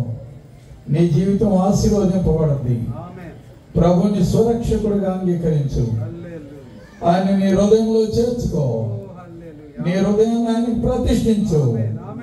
ఆయన నీకు కావాల్సిన ఈవులను దయచేస్తాడు. మీరు నాలో ఉంటే, నేను మీలో ఉంటే, మీ మాటలు నా మాటలు మీలో ఉంటే అడుగు ఈవులను ఇస్తానన్నాడు. ఈ రాత్రి ప్రభు మాటలు విన్నావు, వాటిని హృదయంలో కలిగి ఉండు. నువ్వు అడిగే ఈవులను ప్రభు నీకు దయచేస్తాడు. ఏం కావాలి నీకు? ఏమి ఆశిస్తున్నావు? ఏ ఆశీర్వాదాన్ని కోరుకుంటున్నావు? మొదట ప్రభు చెప్పారు, ఆయన నీతిని రాజ్యముని అధికమని సెలవిచ్చారు. అన్నీ ఇస్తానన్నాడు. ఏం కావాలి ప్రియులారా? మొదట ఆయన రాజ్యం వైపు చూడు. ఆయన రాజ్యాన్ని కోరుకో. ఆ నీతిమంతుడైన ప్రభు నమ్ముకో. యేసుని విశ్వసించటమే నీతి. ఆయన మరణ పునరుద్ధానాలను విశ్వసించటమే నీతి. ఆయన తిరిగి లేచారని నమ్ముకోవటమే నీతి. ప్రియులారా, గుడ్డిగా నమ్ముకునే మాట విన్నాం. ప్రియులారా, చూడక నమ్మిన వారు ధన్యులు అన్నారు. నీకు ఆర్గ్యుమెంట్లు అన్నీ అవసరం లేదు. ప్రభు నా కొరకు చనిపోయాడని నమ్ము. ఆయన తిరిగి లేచాడని నమ్ము. నువ్వు పాపమని నమ్ము. ప్రభు నన్ను క్షమించమని అడుగు. ఈ రాత్రి నీకు ప్రభు దీవెన దయచేస్తాడు. ప్రియులారా, నీకు పాపం నుండి విడుదలనిస్తాడు, స్వస్థతనిస్తాడు, చీకటిని తొలగిస్తాడు, ఆత్మీయ నేత్రం తెరవజేస్తాడు. ప్రభు చెప్పాడు, నీ వాక్యం వెల్లడి ఒకటి తోడని వెలుగు కలుగును, తెలివి లేని వారికి తెలివి కలుగునని సెలవిచ్చాడు. నువ్వు అజ్ఞానిగా ఉన్నావా? జ్ఞానవంతురాలు అవుతావు. అజ్ఞానిగా ఉన్నావా? జ్ఞానవంతుడు అవుతావు. జ్ఞానంలోకి కుటుంబం పాడైపోతుంది. జ్ఞానంలోకి నీ కుటుంబాన్ని కట్టుకోలేకపోతున్నావు. ప్రియ సహోదరులారా, ఒకసారి నిన్ను నువ్వు పరిశీలన చేసుకో.